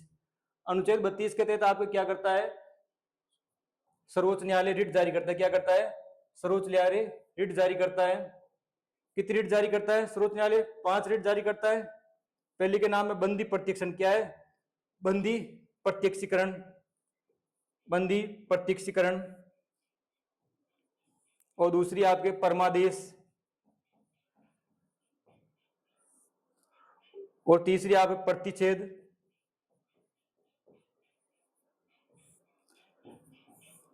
उत्प्रेक्षण रिट,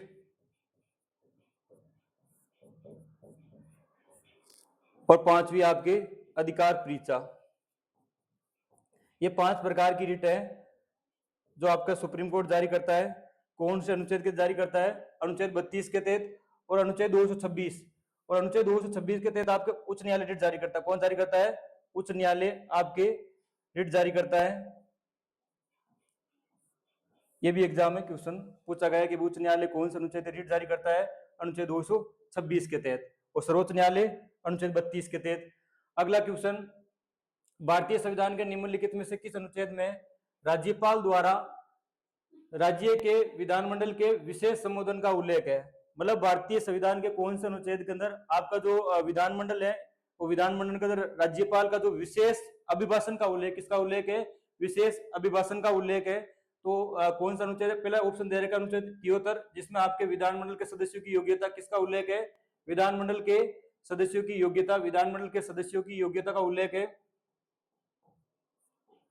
कि योग्यता मतलब आपके विधानसभा का सदस्य बनने के लिए या विधान परिषद के सदस्य बनने के लिए क्या क्या योग्यता होनी चाहिए, उसका उल्लेख है। अनुच्छेद 171 के अंदर आपके विधान परिषद की संरचना, किसका उल्लेख है? विधान परिषद की संरचना का उल्लेख है। विधान परिषद की संरचना, विधान परिषद की संरचना का उल्लेख है। और अनुच्छेद 175 के अंदर आपके अभिभाषण का उल्लेख है, राज्यपाल का अभिभाषण का उल्लेख है।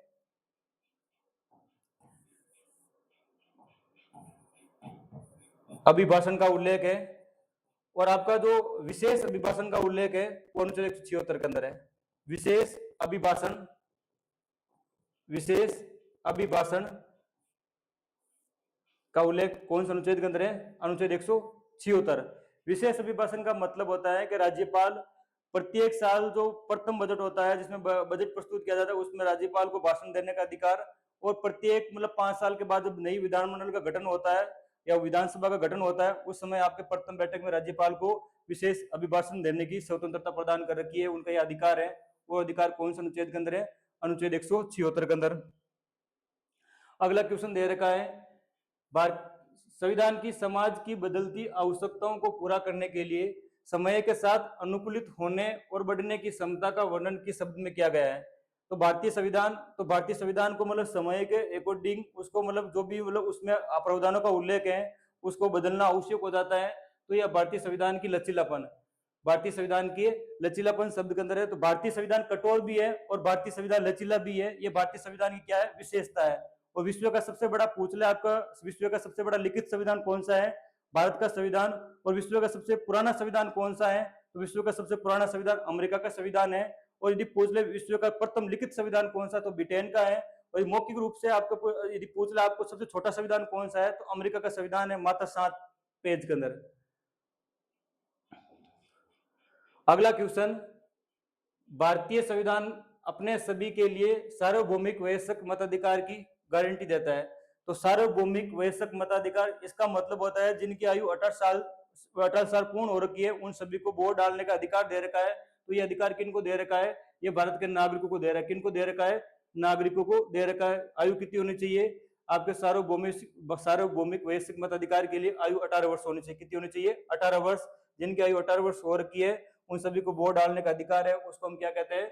सार्वभौमिक वयस्क मताधिकार। और ये किनको प्रदान कर रहा है?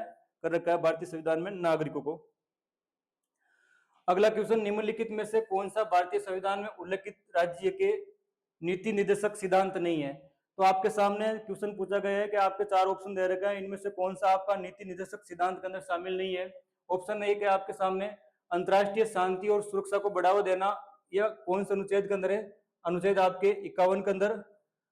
नागरिकों के लिए समान नागरिक संहिता और इसका उल्लेख अनुच्छेद 44 के अंदर।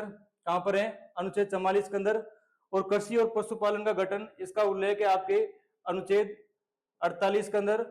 और आपका विधायिका का कार्यपालिका से पृथक्करण, ये गलत हो जाएगा क्योंकि आपका विधायिका कार्यपालिका का न्यायपालिका से पृथक्करण आएगा। यहाँ पर कार्यपालिका से न्यायपालिका का पृथक्करण, और इसका उल्लेख भारतीय संविधान के कौन से अनुच्छेद के अंदर है? अनुच्छेद 50 के अंदर। कहां पर है? अनुच्छेद 50 के अंदर आपके कार्यपालिका का न्यायपालिका से पृथक्करण है। तो इसका आंसर हो जाएगा आपका विधायिका को कार्यपालिका से अलग करना। अगला क्वेश्चन, भारतीय संविधान के निम्नलिखित में से किस अनुसूची में समवर्ती सूची दी गई है? तो भारतीय संविधान के अंदर आपके मतलब यदि पूछ ले आपके मूल संविधान में कितनी अनुसूची है, तो मूल संविधान के अंदर 8, वर्तमान में कितनी अनुसूची है? वर्तमान के अंदर 12 है। तो वो आपको 12 अनुसूची है। 12 अनुसूची में कौन सी अनुसूची के अंदर आपके शक्तियों का बंटवारा है? शक्तियों का बंटवारा का मतलब कौन से जो आपके 3 विषय में बांटा गया है, संघ सूची, राज्य सूची और समवर्ती सूची। विषयों कितने आपके सूचियों में बांटा गया है? 3 सूचियों के अंदर। पहली सूची है संघ सूची, राज्य सूची और समवर्ती सूची। संघ सूची पर कानून कौन बनाएगी? संघ सूची पर कानून कौन बनाती है? केंद्र सरकार। राज्य सूची पर कानून कौन बनाती है? राज्य सरकार। और समवर्ती सूची पर कानून कौन बनाएगी? आपके राज्य सरकार और केंद्र सरकार। यदि समवर्ती सूची के विषय पर यदि कोई विवाद की स्थिति हो केंद्र और राज्य सरकार के मध्य, तो केंद्र सरकार द्वारा बनाए गए कानून क्या होगा? आपका मान्य होगा। तो मूल संविधान के अंदर आपकी कितनी अनुसूचियां थी? मूल संविधान के अंदर कितनी अनुसूचियां थी आपके? मूल संविधान के अंदर आपके 8 अनुसूचियां थी। वर्तमान में कितनी अनुसूचियां हैं? वर्तमान के अंदर आपके 12 अनुसूचियां हैं। और 12 में से आपके 7वीं अनुसूची के अंदर शक्तियों का बंटवारा किसका उल्लेख है? 7वीं अनुसूची के अंदर शक्तियों का बंटवारा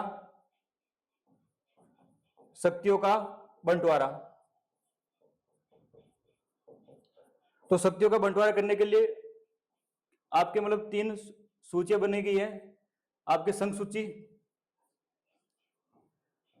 राज्य सूची और समवर्ती सूची। संघ सूची, राज्य सूची और समवर्ती सूची। तो इसका आंसर हो जाएगा 7वीं अनुसूची। अगला क्वेश्चन, संविधान का पालन करना और उसके आदर्शों, संस्थाओं, राष्ट्र ध्वज और राष्ट्रगान का आदर करना, यह भारतीय संविधान में उल्लेखित है। या आपको दे रहे कि भारतीय संविधान का पालन करना, उसके आदर्शों को पालन करना, राष्ट्रगान का पालन करना, राष्ट्रीय ध्वज का पालन करना। तो इसका उल्लेख आपके किन मौलिक अधिकार के अंदर है? आपके राज्य के नीति तत्वों के अंदर है, या आपके ध्यान रखना मूल कर्तव्य के अंदर है? तो आप किसमें है? आपका मूल कर्तव्य, मौलिक कर्तव्य, या आपका ध्यान रखना मूल कर्तव्य। और कौन सा अनुच्छेद के अंदर? आपके अनुच्छेद 51A के अंदर। और आपका जो पहला ही आपका ध्यान रखना जो आपके 51A फर्स्ट, उसमें आपका दे रखा है कि संविधान की पालन करना, उसके आदर्शों, राष्ट्र ध्वज और राष्ट्रगान का क्या करना? आपको आदर करना, इसका उल्लेख है। अगला क्वेश्चन दे रखा है, मौलिक अधिकार भारतीय संविधान के कौन से अनुच्छेद के अंदर है? सॉरी, कौन से आपके भाग के अंदर दे रखे हैं? तो मौलिक अधिकार भाग 3 के अंदर है। कहां पर है? मौलिक अधिकार भाग 3 के अंदर। अगला क्वेश्चन, राज्यसभा में केंद्र शासित प्रदेशों के प्रतिनिधि कैसे चुने जाते हैं? तो आपके केंद्र शासित प्रदेश यूनाइटेड स्टेट के अंदर जो राज्यसभा के जो सदस्य चुने जाते हैं वो अप्रत्यक्ष रूप से कैसे चुने जाते हैं? अप्रत्यक्ष रूप से। और अप्रत्यक्ष रूप से कौन चुनते हैं? आपके निर्वाचक मंडल के सदस्यों द्वारा अप्रत्यक्ष रूप से निर्वाचित होता है। तो राज्यसभा में आपके जो राज्यसभा के अंदर आपके टोटल कितने सदस्य आपके राज्यसभा में यदि पूछ रहे अधिकतम सदस्य कितने होते हैं? 250। और 250 में से आपके 233 सदस्य क्या होते हैं? 233 सदस्य निर्वाचित होते हैं। क्या होते हैं? निर्वाचित होते हैं। और आपके आप 12 सदस्य क्या होते हैं? 12 सदस्य मनोनीत होते हैं। क्या होते हैं? 12 सदस्य मनोनीत होते हैं। और आपके जो कुछ सदस्य है जो यूनाइटेड स्टेट या केंद्र शासित प्रदेश से चुना जाता है, वो आपके निर्वाचक मंडल द्वारा अप्रत्यक्ष रूप से चुना जाता है। ठीक है ना? तो इसका आंसर हो जाएगा निर्वाचक मंडल द्वारा, सदस्यों द्वारा अप्रत्यक्ष रूप से निर्वाचन किया जाता है। अगला क्वेश्चन, भारत में किसी भी केंद्र शासित प्रदेश में जिसकी शक्तियां राज्यों के तुलना में अधिक सीमित हो का निर्माण और उसे भंग कर सकता है। तो आपके मतलब दे रखा है कि केंद्र शासित प्रदेश में जो शक्तियां राज्यों की तुलना में अधिक सीमित और उसका निर्माण उसे भंग कर सकता है, तो इसके पास किसके पास अधिकार है? वो केंद्र सरकार के पास है। किसके पास है? केंद्र सरकार के पास। अगला क्वेश्चन, भारतीय संविधान के किस अनुच्छेद के अंदर आपके लोकसभा संसद का निचला सदन है? मतलब आपके मतलब जो दे रखा है अनुच्छेद 79, अनुच्छेद 79 के अंदर आपका संसद का उल्लेख है, और अनुच्छेद 80 के अंदर आपका राज्यसभा, और अनुच्छेद 81 के अंदर आपका किसका दे रखा है? लोकसभा। और आपका राज्यसभा होता है उस सदन होता है, राज्यों का सदन होता है और वरिष्ठ लोगों का सदन होता है। और जो लोकसभा होता है निचला सदन होता है। क्या होता है? निचला सदन होता है, और ये लोगों का सदन होता है। तो आपके किस अनुच्छेद में कहा रखा है कि आप लोकसभा है, संसद का निचला सदन है? तो यदि बात के संसद, क्या होता है? संसद। तो संसद का उल्लेख संविधान के कौन से अनुच्छेद के अंदर है? अनुच्छेद 79 के अंदर किसका उल्लेख है? आपके संसद का उल्लेख है अनुच्छेद 79 के अंदर। और संसद के यदि पूछ ले कितने अंग होते हैं? संसद के अंग कितने होते हैं आपके? तो संसद के अंग 3 होते हैं। कौन कौन से होते हैं आपके? राज्यसभा, लोकसभा और राष्ट्रपति।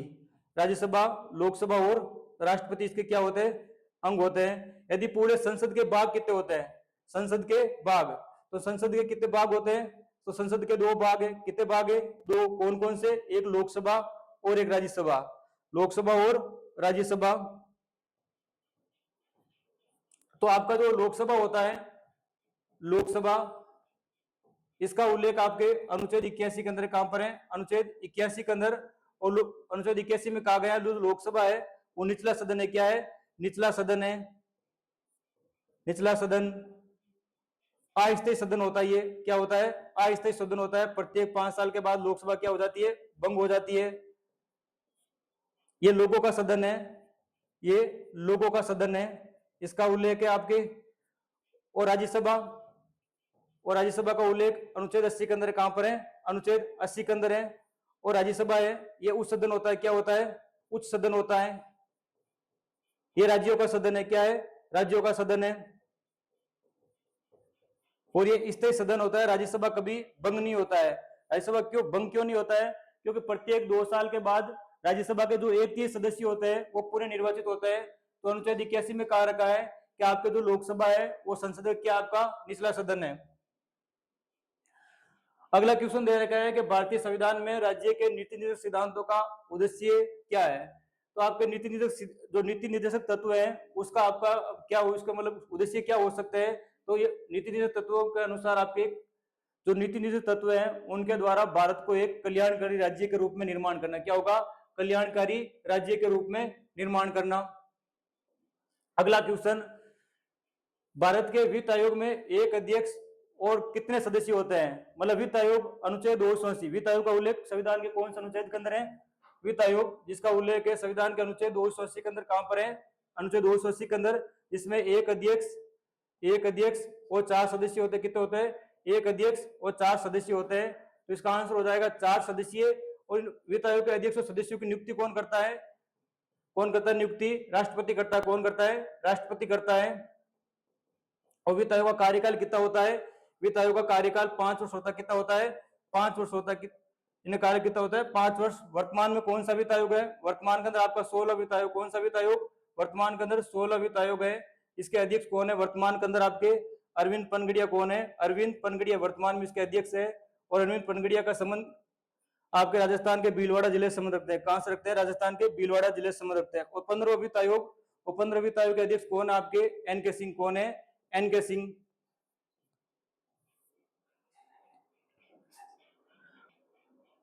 अगला क्वेश्चन, भारतीय संविधान का अनुच्छेद 39A निम्नलिखित में से किन से संबंधित है? तो कौन सा अनुच्छेद दे रखा आपके? अनुच्छेद 39A। तो अनुच्छेद 39A है वो आपके निःशुल्क कानूनी सहायता किन संबंधित? आपके निःशुल्क कानूनी सहायता संबंधित है। निःशुल्क कानूनी सहायता।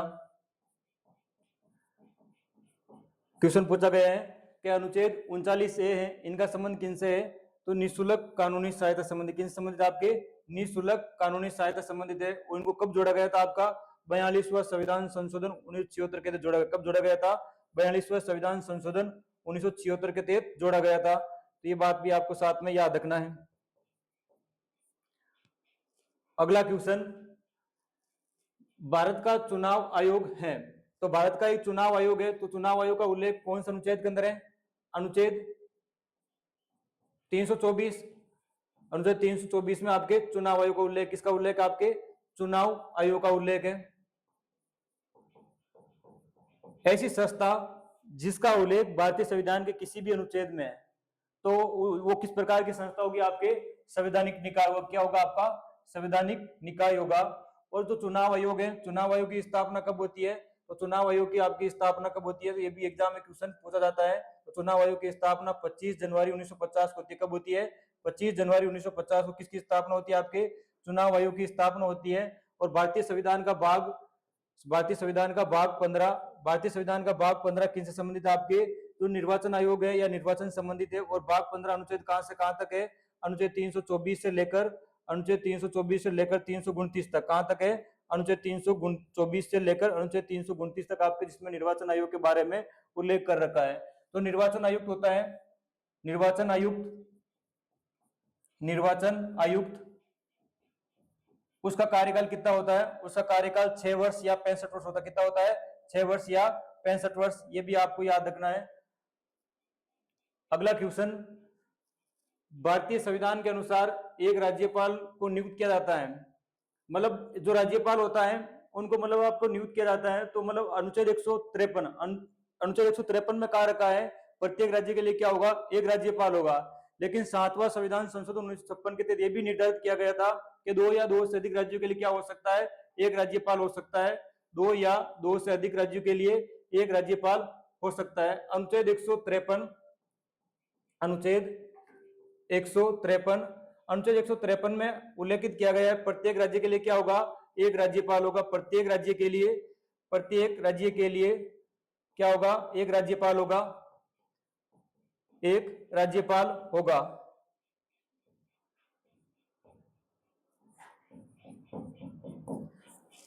लेकिन 7वां संविधान संशोधन 1956 के तहत यह भी निर्धारित किया गया है 2 या 2 से अधिक राज्यों के लिए क्या हो सकता है? 2 या 2 से अधिक राज्यों के लिए एक राज्यपाल हो सकता है। अधिक राज्यों के लिए एक राज्यपाल हो सकता है।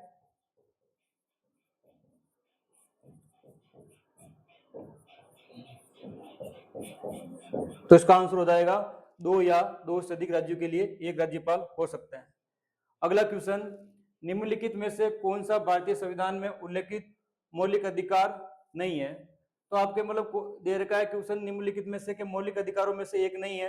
तो आपका धार्मिक स्वतंत्रता का अधिकार, ऑप्शन 2 रखा है संवैधानिक उपचारों का अधिकार, ऑप्शन नंबर 3 दे रखा है शोषण का अधिकार, ऑप्शन नंबर 4 दे रखा है समानता का अधिकार।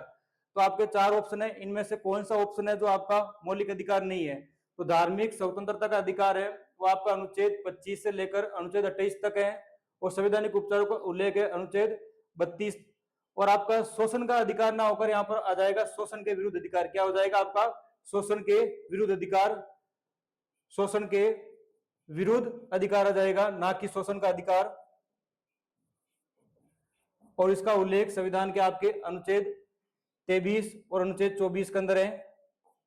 और आपका समानता का अधिकार है वो अनुच्छेद 14 से लेकर अनुच्छेद 18 तक है। तो आपका मौलिक अधिकार नहीं है, तो आपका तो संवैधानिक शोषण का जो अधिकार है यह ना होकर यह शोषण के विरुद्ध अधिकार होगा। तो इसका आंसर हो जाएगा शोषण का अधिकार, जो आपके मौलिक अधिकार नहीं है। अगला क्वेश्चन, भारत के बॉम्बे उच्च न्यायालय की स्थापना निम्नलिखित में से किस वर्ष की गई थी? तो आपके भारत में सबसे पहले ध्यान रखना, अंग्रेजों ने 1862 में 3 आपके उच्च न्यायालयों की स्थापना की। 1862 में अंग्रेजों ने कितने उच्च न्यायालयों की स्थापना की थी? आपके 3 उच्च न्यायालयों की स्थापना की थी। कहां कहां पर की? आपके एक तो आपके कलकत्ता,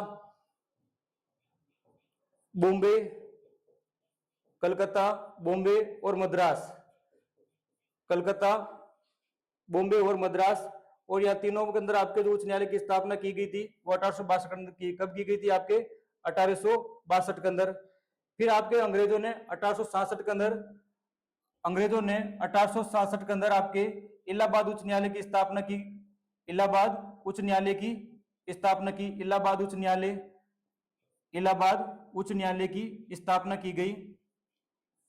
और एग्जाम में क्वेश्चन पूछ ले कि वर्तमान में कितने उच्च न्यायालय, वर्तमान के अंदर आपके 25 उच्च न्यायालय। कितने उच्च न्यायालय है वर्तमान में आपके? 25 उच्च न्यायालय हैं। 25 उच्च न्यायालय वर्तमान में आपके 25 उच्च न्यायालय। और 25वां उच्च न्यायालय कौन सा है? 25वां उच्च न्यायालय अमरावती उच्च न्यायालय। कौन सा है? अमरावती उच्च न्यायालय। कब बनाया गया था? 2019 के अंदर। कब बनाया गया था? आपके 2019 के अंदर अमरावती उच्च न्यायालय का गठन किया गया था। अमरावती उच्च न्यायालय का गठन 2019 के अंदर किया गया था। तो इसका आंसर हो जाएगा 1862। 1862 के अंदर अंग्रेजों ने आपके 3 उच्च न्यायालय की स्थापना की थी। कहां कहां पर की थी? बॉम्बे, कलकत्ता और आपके मद्रास के अंदर। फिर अंग्रेजों ने 1866 के अंदर आपके इलाहाबाद में उच्च न्यायालय की स्थापना की थी। वर्तमान में कितने उच्च न्यायालय? 25 उच्च न्यायालय हैं। और 25वां कौन सा है? अमरावती उच्च न्यायालय, जो कहां पर आपका कब स्थापना होती है इसकी? 2019 के अंदर। यदि अंग्रेजों द्वारा जो सबसे पहले आपके ध्यान रखना, जो आपके उच्च न्यायालय की स्थापना कर रखी है, उच्च न्यायालय की स्थापना उन्होंने की थी आपके 1773 का रेगुलेटिंग एक्ट। 1773 का रेगुलेटिंग एक्ट के तहत आपके ध्यान रखना उच्च न्यायालय की स्थापना की थी। और कब की थी? आपके 1774 के अंदर। कब की थी? आपके 1774 के अंदर इसकी स्थापना की गई थी। 1774 के अंदर। और कहां पर की गई थी? आपके कलकत्ता के अंदर। और इसके आपके न्यायाधीश कौन थे? Lord Impey. कौन थे? लॉर्ड इम्पे आपके इसके क्या थे? आपके मुख्य न्यायाधीश थे लॉर्ड इम्पे। अगला क्वेश्चन, आय की समानताओं को कम करने के प्रयास का उल्लेख भारतीय संविधान के किसके अंतर्गत किया गया है? मतलब आय की जो असमानताएं होती हैं उसको कम करने के लिए भारतीय संविधान के अंदर मतलब किसका प्रावधान किया गया है? मतलब जैसे आपके अनुच्छेद 39, अनुच्छेद 39 के अंदर कहा गया कि स्त्री और पुरुष को समान कार्य के लिए समान वेतन, और स्त्री और पुरुष को अपने मतलब उनको काम उपलब्ध करवाना, और भारत सरकार जो संसाधनों को इस प्रकार बंटवारा, इस प्रकार उनका मतलब संसाधनों का विकेंद्रीकरण किया जाए जिसका सबका जिसको सबको फायदा हो। तो आपका मतलब कि किसमें शामिल है? अनुच्छेद 39। अनुच्छेद 39। तो अनुच्छेद 39 है आपका जो राज्य के नीति निर्देशक सिद्धांत में शामिल है। किसमें शामिल है? आपके राज्य का नीति निर्देशक सिद्धांत के अंदर शामिल है। अगला क्वेश्चन, भारतीय राज्य की कार्यकारी शक्ति किसमें निहित होती है? जो आपके क्वेश्चन पूछा गया, भारतीय राज्य की जो कार्यपाल की शक्तियां होती है वो किसमें होती है? राज्य की जो कार्यकारी शक्तियां होती है वो राज्यपाल में निहित होती है। किसमें होती है?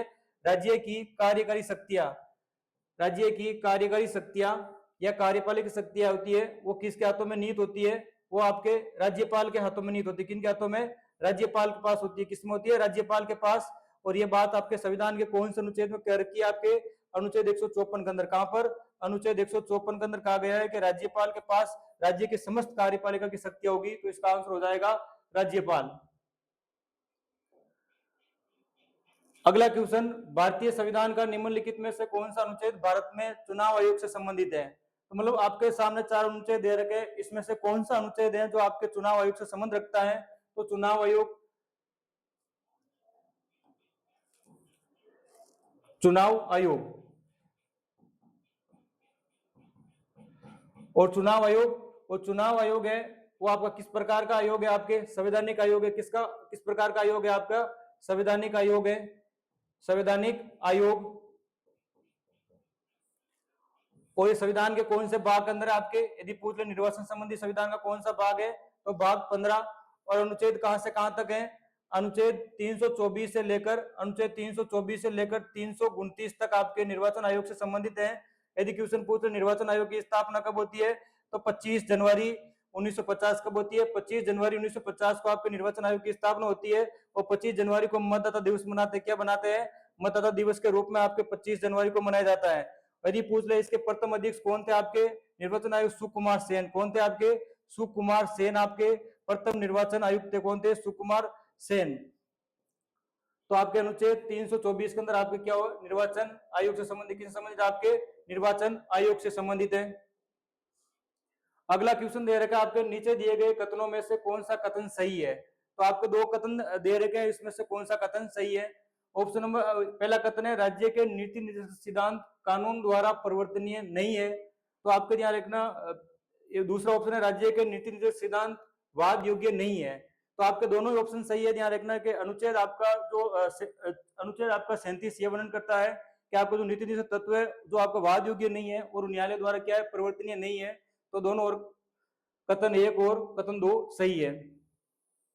कथन 1 और कथन दोनों सही है। और इसका उल्लेख कौन से अनुच्छेद के अंदर है? अनुच्छेद 37 के अंदर। कौन से अनुच्छेद के अंदर? अनुच्छेद 37 के अंदर कहा रखा है कि आपके जो नीति निर्देशक तत्व होता है वो आपके सर्वोच्च न्यायालय द्वारा वाद योग्य नहीं है और आपके सर्वोच्च न्यायालय द्वारा क्या है परिवर्तनीय नहीं है। ठीक है ना। तो आपके दोनों कथन सही हो जाएंगे और इन दोनों कथनों का उल्लेख संविधान के कौन से आर्टिकल के अंदर है? अनुच्छेद 37 के अंदर। अगला क्वेश्चन, निम्नलिखित में से भारत के नियंत्रण और महालेखा परीक्षक का कार्यकाल कौन सा होता है? मतलब आपका ध्यान रखना, जो नियंत्रण एवं महालेखा परीक्षक है तो नियंत्रण और महालेखा परीक्षक है इनका जो कार्यकाल होता है वो 5 वर्ष होता है। कितना होता है? 5 वर्ष होता है। अगला क्वेश्चन दे रखा है कि भारतीय संविधान के अनुच्छेद 32 के अनुसार संवैधानिक उपचारों का अधिकार के परिवर्तन के लिए है। मतलब आपका क्वेश्चन दे रखा है अनुच्छेद 32 और आपको पढ़ा रखा है कि अनुच्छेद 32 किससे संबंधित है? अनुच्छेद 32 के अंदर आपके संवैधानिक उपचारों का अधिकार है। क्या है? संवैधानिक उपचारों का अधिकार। और संवैधानिक उपचारों का अधिकार को डॉक्टर भीमराव अंबेडकर ने मूल अधिकार को क्या कहा है? आत्मा कहा है। और अनुच्छेद 32 के अंदर सुप्रीम कोर्ट द्वारा जारी की गई 5 प्रकार की रिट या याचिका का उल्लेख भी आपके अनुच्छेद 32 के अंदर है। तो आपका अनुच्छेद 32 है। अनुच्छेद 32 में आपको क्या है? मौलिक अधिकार है। क्या है? मौलिक अधिकारों से संबंधित है। ध्यान रखना। तो इसका आंसर हो जाएगा मौलिक अधिकार। अगला क्वेश्चन, भारतीय संविधान के लोकसभा अध्यक्ष के पद का उल्लेख किया गया। मतलब भारतीय संविधान के आपके मतलब कौन सा अनुच्छेद के अंदर आपके लोकसभा अध्यक्ष के पद का उल्लेख है? लोकसभा अध्यक्ष और उपाध्यक्ष दोनों पद का उल्लेख किया गया है। वो है अनुच्छेद आपका 93। अनुच्छेद 93 के अंदर आपके लोकसभा अध्यक्ष, अनुच्छेद 93 के अंदर आपके लोकसभा अध्यक्ष और लोकसभा उपाध्यक्ष और लोकसभा उपाध्यक्ष पद का उल्लेख, किसका उल्लेख है? लोकसभा अध्यक्ष और लोकसभा उपाध्यक्ष पद का उल्लेख है। कौन से अनुच्छेद के अंदर? अनुच्छेद 93 के अंदर। कौन से अनुच्छेद के अंदर? अनुच्छेद 93 के अंदर। तो इसका आंसर हो जाएगा अनुच्छेद 93। अगला क्वेश्चन, सर्वोच्च न्यायालय के पास उन मामलों के विशेष सलाहकार क्षेत्राधिकार जिन्हें संविधान के अनुच्छेद के तहत भारत के राष्ट्रपति के द्वारा विशेष रूप से संदर्भित किया गया है। मतलब भारत का राष्ट्रपति होता है वो आपके सुप्रीम कोर्ट या सर्वोच्च न्यायालय से सलाह मांग सकता है और ये इसका उल्लेख आपके संविधान के कौन से अनुच्छेद के अंदर? आपके अनुच्छेद 143। कौन से अनुच्छेद के अंदर? अनुच्छेद 143 के अंदर। ध्यान रखना, उसमें कहा गया है कि अब राष्ट्रपति के पास सर्वोच्च न्यायालय से किसी मामले से संबंधित उनका सलाह मांग सकता है और सलाह देना और ना देना आपके सर्वोच्च न्यायालय पर निर्भर है। और सर्वोच्च न्यायालय द्वारा जो भी सलाह दी जाती है और मानना और नहीं मानना वो राष्ट्रपति पर डिपेंड है। तो इसका उल्लेख संविधान के कौन से अनुच्छेद के अंदर है? अनुच्छेद 143। कौन सा अनुच्छेद? अनुच्छेद 143। अनुच्छेद 143 के अंदर। अगला क्वेश्चन, भारतीय संविधान के अनुच्छेद 51(a) के अनुसार नागरिकों को कितने मौलिक कर्तव्य है? तो आपके अनुच्छेद 51(a), कौन सा? अनुच्छेद 51(a) के अंदर आपके नागरिकों को कितने मौलिक अधिकार मौलिक कर्तव्य दे रखे हैं? तो वर्तमान के अंदर नागरिकों को कितने मौलिक कर्तव्य दे रखे हैं? आपके 11। यदि क्वेश्चन पूछ ले आपके यहाँ के मूल संविधान में नागरिकों को कितने आपके मूल कर्तव्य दे रखे थे? तो 0। क्या करोगे आप? 0, एक भी नहीं था। ध्यान रखना। उनको कब जोड़ा गया था? 42वां संविधान संशोधन 1976 को कौन सी कमेटी बनाई गई थी? आपके सरदार सोहन सिंह कमेटी के सिफारिश पर इनको जोड़ा गया था। कितने जोड़े गए थे उस समय? आपके 10 जोड़े गए थे। वर्तमान में कितने? 11। 11वां कौन सा? आपका 6 से 14 वर्ष तक के बच्चों को निःशुल्क और शिक्षा प्रदान करने से संबंधित कब जोड़ा गया था इसको? 86 संविधान संशोधन कब होता है? 86 संविधान संशोधन 2002 के तहत इसको जोड़ा गया है। और ये मूल कर्तव्य हमने कौन से देश से ग्रहण कर रखा है? रूस के संविधान से हमने इसको क्या किया? ग्रहण कर रखा है। तो वर्तमान में आपके मूल कर्तव्य कितने? आपके 11 मूल कर्तव्य है। अगला क्वेश्चन, भारतीय संविधान के निम्नलिखित में से कौन सा भाग है जो भाषा से संबंधित? किस संबंधित है? राजभाषा से संबंधित है। तो भारतीय संविधान का अनुच्छेद, भारतीय संविधान के अंदर आपके कौन, यदि भाग टोटल भाग कितने आपके भारतीय संविधान के अंदर? टोटल भाग हमने पढ़ा है कि 22 भाग है। तो 22 भाग के अंदर आपके कौन से भाग के अंदर आपके भाषाओं संबंधित है? तो भाग 17। संविधान का भाग 17 है वो किन संबंधित? आपके राजभाषा संबंधित है। किन संबंधित? आपके राजभाषा संबंधित है। अनुच्छेद में बात की जाए, अनुच्छेद कहां से कहां तक है? अनुच्छेद 343। अनुच्छेद 343 से अनुच्छेद 351 तक आपके जो अनुच्छेद है वो आपके किनसे संबंधित है, आपके भाषाओं से संबंधित है। तो संविधान का भाग 17, तो संविधान के भाग 17 है जो आपके राजभाषा से संबंधित है। अनुच्छेद की बात की जाए तो अनुच्छेद 343 से लेकर 351 तक, अनुच्छेद 343 में बात कह रही है कि आपके मतलब जो भारत की राजभाषा क्या होगी, हिंदी होगी, और भारत की जो लिपि कौन सी होगी, आपकी देवनागरी लिपि होगी। अनुच्छेद 343, अनुच्छेद 343 में किस बात का उल्लेख कर रखा है कि आपके भारत की राजभाषा क्या होगी, तो भारत की राजभाषा हिंदी होगी। कौन सी होगी, हिंदी होगी। और आपके लिपि कौन सी होगी, भारत की लिपि कौन सी होगी, भारत की लिपि होगी देवनागरी लिपि। कौन सी लिपि, देवनागरी लिपि का उल्लेख किया गया है। किसका हो जाएगा, भाग 17। अगला क्वेश्चन, भारत में विधिक सेवा प्राधिकरण अधिनियम कानून सहायता आंदोलन को वैधानिक दर्जा प्रदान करता है और एक केंद्रीय, राज्य और जिला स्तरों पर विधिक सेवा प्राधिकरण की स्थापना कब होती है। क्वेश्चन आपके सामने है कि भाई विधिक सेवा जो प्राधिकरण है इसकी स्थापना कब होती है।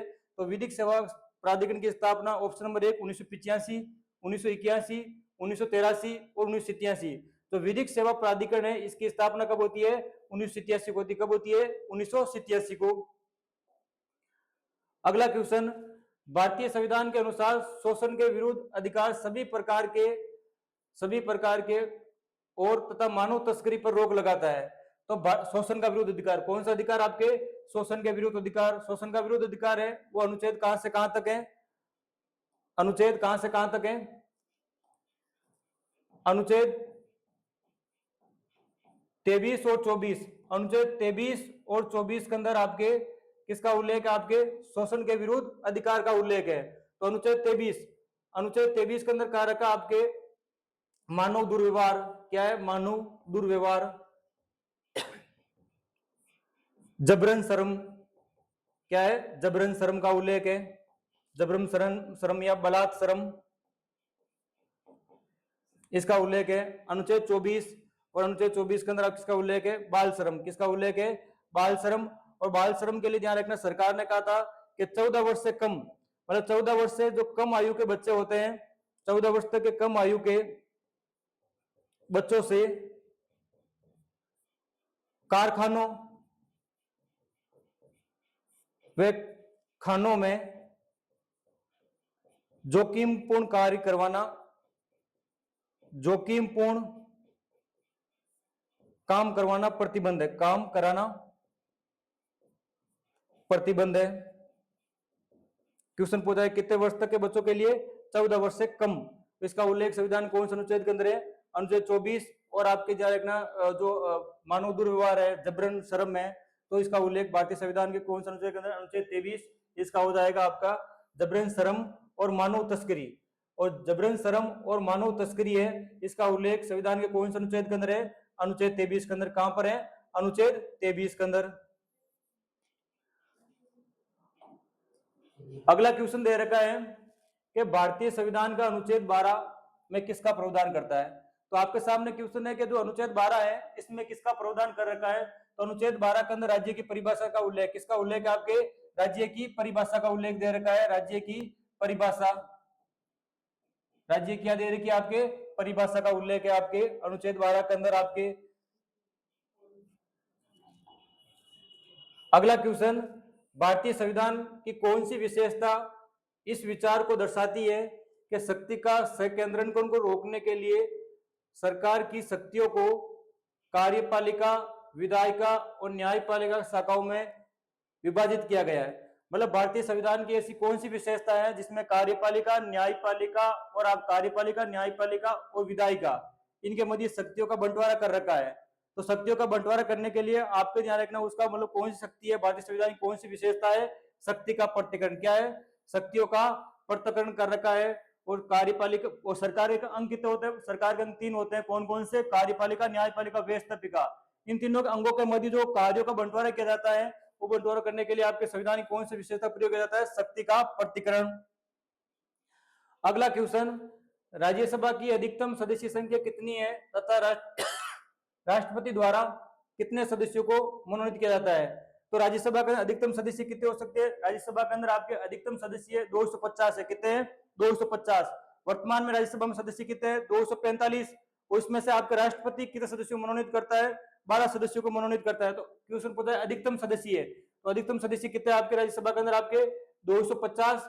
और आपके राष्ट्रपति द्वारा कितने सदस्यों को मनोनीत किया जाता है?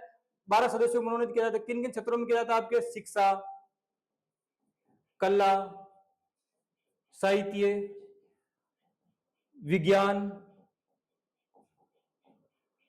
और सहकारिता। इन क्षेत्रों में राष्ट्रपति 12 सदस्यों क्या करता है? मनोनीत करता है। और यदि क्वेश्चन पूछ ले वर्तमान में राज्यसभा में सदस्य कितने हैं? वर्तमान में राज्यसभा में सदस्य कितने हैं? तो वर्तमान के अंदर राज्यसभा में सदस्य 245 से कितने हैं? 245 सदस्य वर्तमान के अंदर राज्यसभा के अंदर है आपकी। अगला क्वेश्चन, विश्व का सबसे लंबा लिखित संविधान किसका है? क्वेश्चन दे रखा है कि विश्व का सबसे लंबा संविधान किसका है? तो विश्व का सबसे लंबा संविधान किसका है? भारत का है। किसका है? भारत का। तो भारतीय संविधान के अंदर आपके कुल अनुच्छेद कितने थे आपके? भारतीय संविधान के अंदर अनुच्छेद की बात की जाए तो 395 अनुच्छेद कितने? 395 अनुच्छेद थे आपके। और मूल संविधान के अंदर आपके अनुसूची कितनी थी आपके? मूल संविधान के अंदर अनुसूची थी आपके, मूल संविधान के अंदर अनुसूचियां, मूल संविधान में अनुसूची थी 8।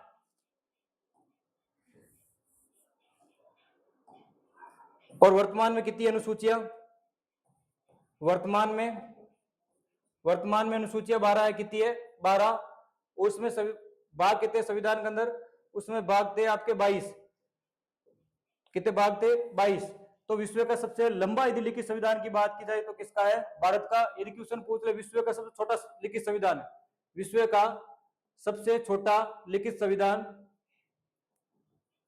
संविधान वो किसका? आपका अमेरिका का। किसका है? अमेरिका का। मात्र आपके 7 पेज के अंदर कितने हैं? मात्र 7 पेज के अंदर अमेरिका का संविधान बना रखा है। तो इसका आंसर हो जाएगा भारत। अगला क्वेश्चन, कानून का शासन किसी की नींव है, जिसका अर्थ होता है कि कोई भी व्यक्ति कानून से ऊपर नहीं है। मतलब आपके मतलब इसमें दे रखा है कि कानून की दृष्टि सब समान है, कानून सबके लिए एक है, ऐसे नहीं, कानून सभी वर्गों के लिए अलग अलग से बनाया हुआ है। तो ये सारी व्यवस्था आपके लोकतंत्र में हो रही है। किसमें हो रखी है? लोकतंत्र जो व्यवस्था होती है, जिसमें लोकतंत्र का मतलब होता है जनता द्वारा बनाया गया शासन और जनता द्वारा चुने गए प्रतिनिधि उनके द्वारा क्या करते हैं? कानून का संचालन करते हैं। तो इसका आंसर हो जाएगा लोकतंत्र। अगला क्वेश्चन, 26 नवंबर 1949 को डॉक्टर राजेंद्र प्रसाद ने संविधान सभा के अध्यक्ष के रूप में दस्तावेज पर हस्ताक्षर किए थे। तो ये किस हस्ताक्षर के बारे में बात की जा रही है? तो ये आपके किस संविधान सभा के हस्ताक्षर की बात की जा रही है? तो भारतीय संविधान। किस पर? भारतीय संविधान पर। भारतीय संविधान पर आपके 26 नवंबर 1949 को भारतीय संविधान क्या हो जाता है? बनकर तैयार हो जाता है। संविधान बनकर तैयार कब हो जाता है? 26 नवंबर 1949 को संविधान बनकर तैयार हो जाता है। और इस पर साइन किसने किए थे? आपके डॉक्टर राजेंद्र प्रसाद ने। और 26 नवंबर को क्या मनाते हैं हम? संविधान दिवस मनाते हैं। क्या मनाते हैं? संविधान दिवस के रूप में मनाया जाता है। 26 नवंबर को संविधान दिवस के रूप में मनाया जाता है। और भारतीय संविधान लागू कब होता है? यदि संविधान लागू की बात की जाए तो 26 जनवरी 1950 को क्या होता है? आपका संविधान लागू होता है। और संविधान बनकर कब तैयार हो जाता है? 26 नवंबर 1949 को। 1950। अगला क्वेश्चन, भारत सरकार का एक संसदीय स्वरूप जो हमने कौन से देश के संविधान से ग्रहण कर रखा है? तो संसदीय व्यवस्था। क्या है? संसदीय व्यवस्था। और संसदीय व्यवस्था हमने कौन से देश से ग्रहण कर रखी है? तो संसदीय व्यवस्था हमने ब्रिटेन के देश से संविधान से ग्रहण कर रखी। कहां से ग्रहण कर रखी है? ब्रिटेन के संविधान से हमने इसको एडॉप्ट कर रखा है। आपके ध्यान रखना संसदीय व्यवस्था को। तो हो जाएगा ब्रिटेन। अगला क्वेश्चन, लोकसभा का कार्यकाल जब तक भंग ना हो तो उसकी पहली बैठक से नियत कितना होता है? मतलब आपका लोकसभा का कार्यकाल है प्रथम बैठक से लेकर 5 वर्ष। कितना होता है? प्रथम बैठक से लेकर 5 वर्ष आपके लोकसभा का कार्यकाल होता है। तो आज की क्लास के अंदर हम भारतीय राज्य व्यवस्था संबंधी जो महत्वपूर्ण क्वेश्चन के बारे में चर्चा की है। आप ऐसे जीडी एग्जाम के लिए महत्वपूर्ण साबित हो सकता है। एग्जाम देने से जाने से पहले आप एक बार इस क्लास को जरूर देखकर जाना। और आपको मतलब इस क्लास को ज्यादा से ज्यादा आपको शेयर करना है और चैनल को सब्सक्राइब करना है। Thank you.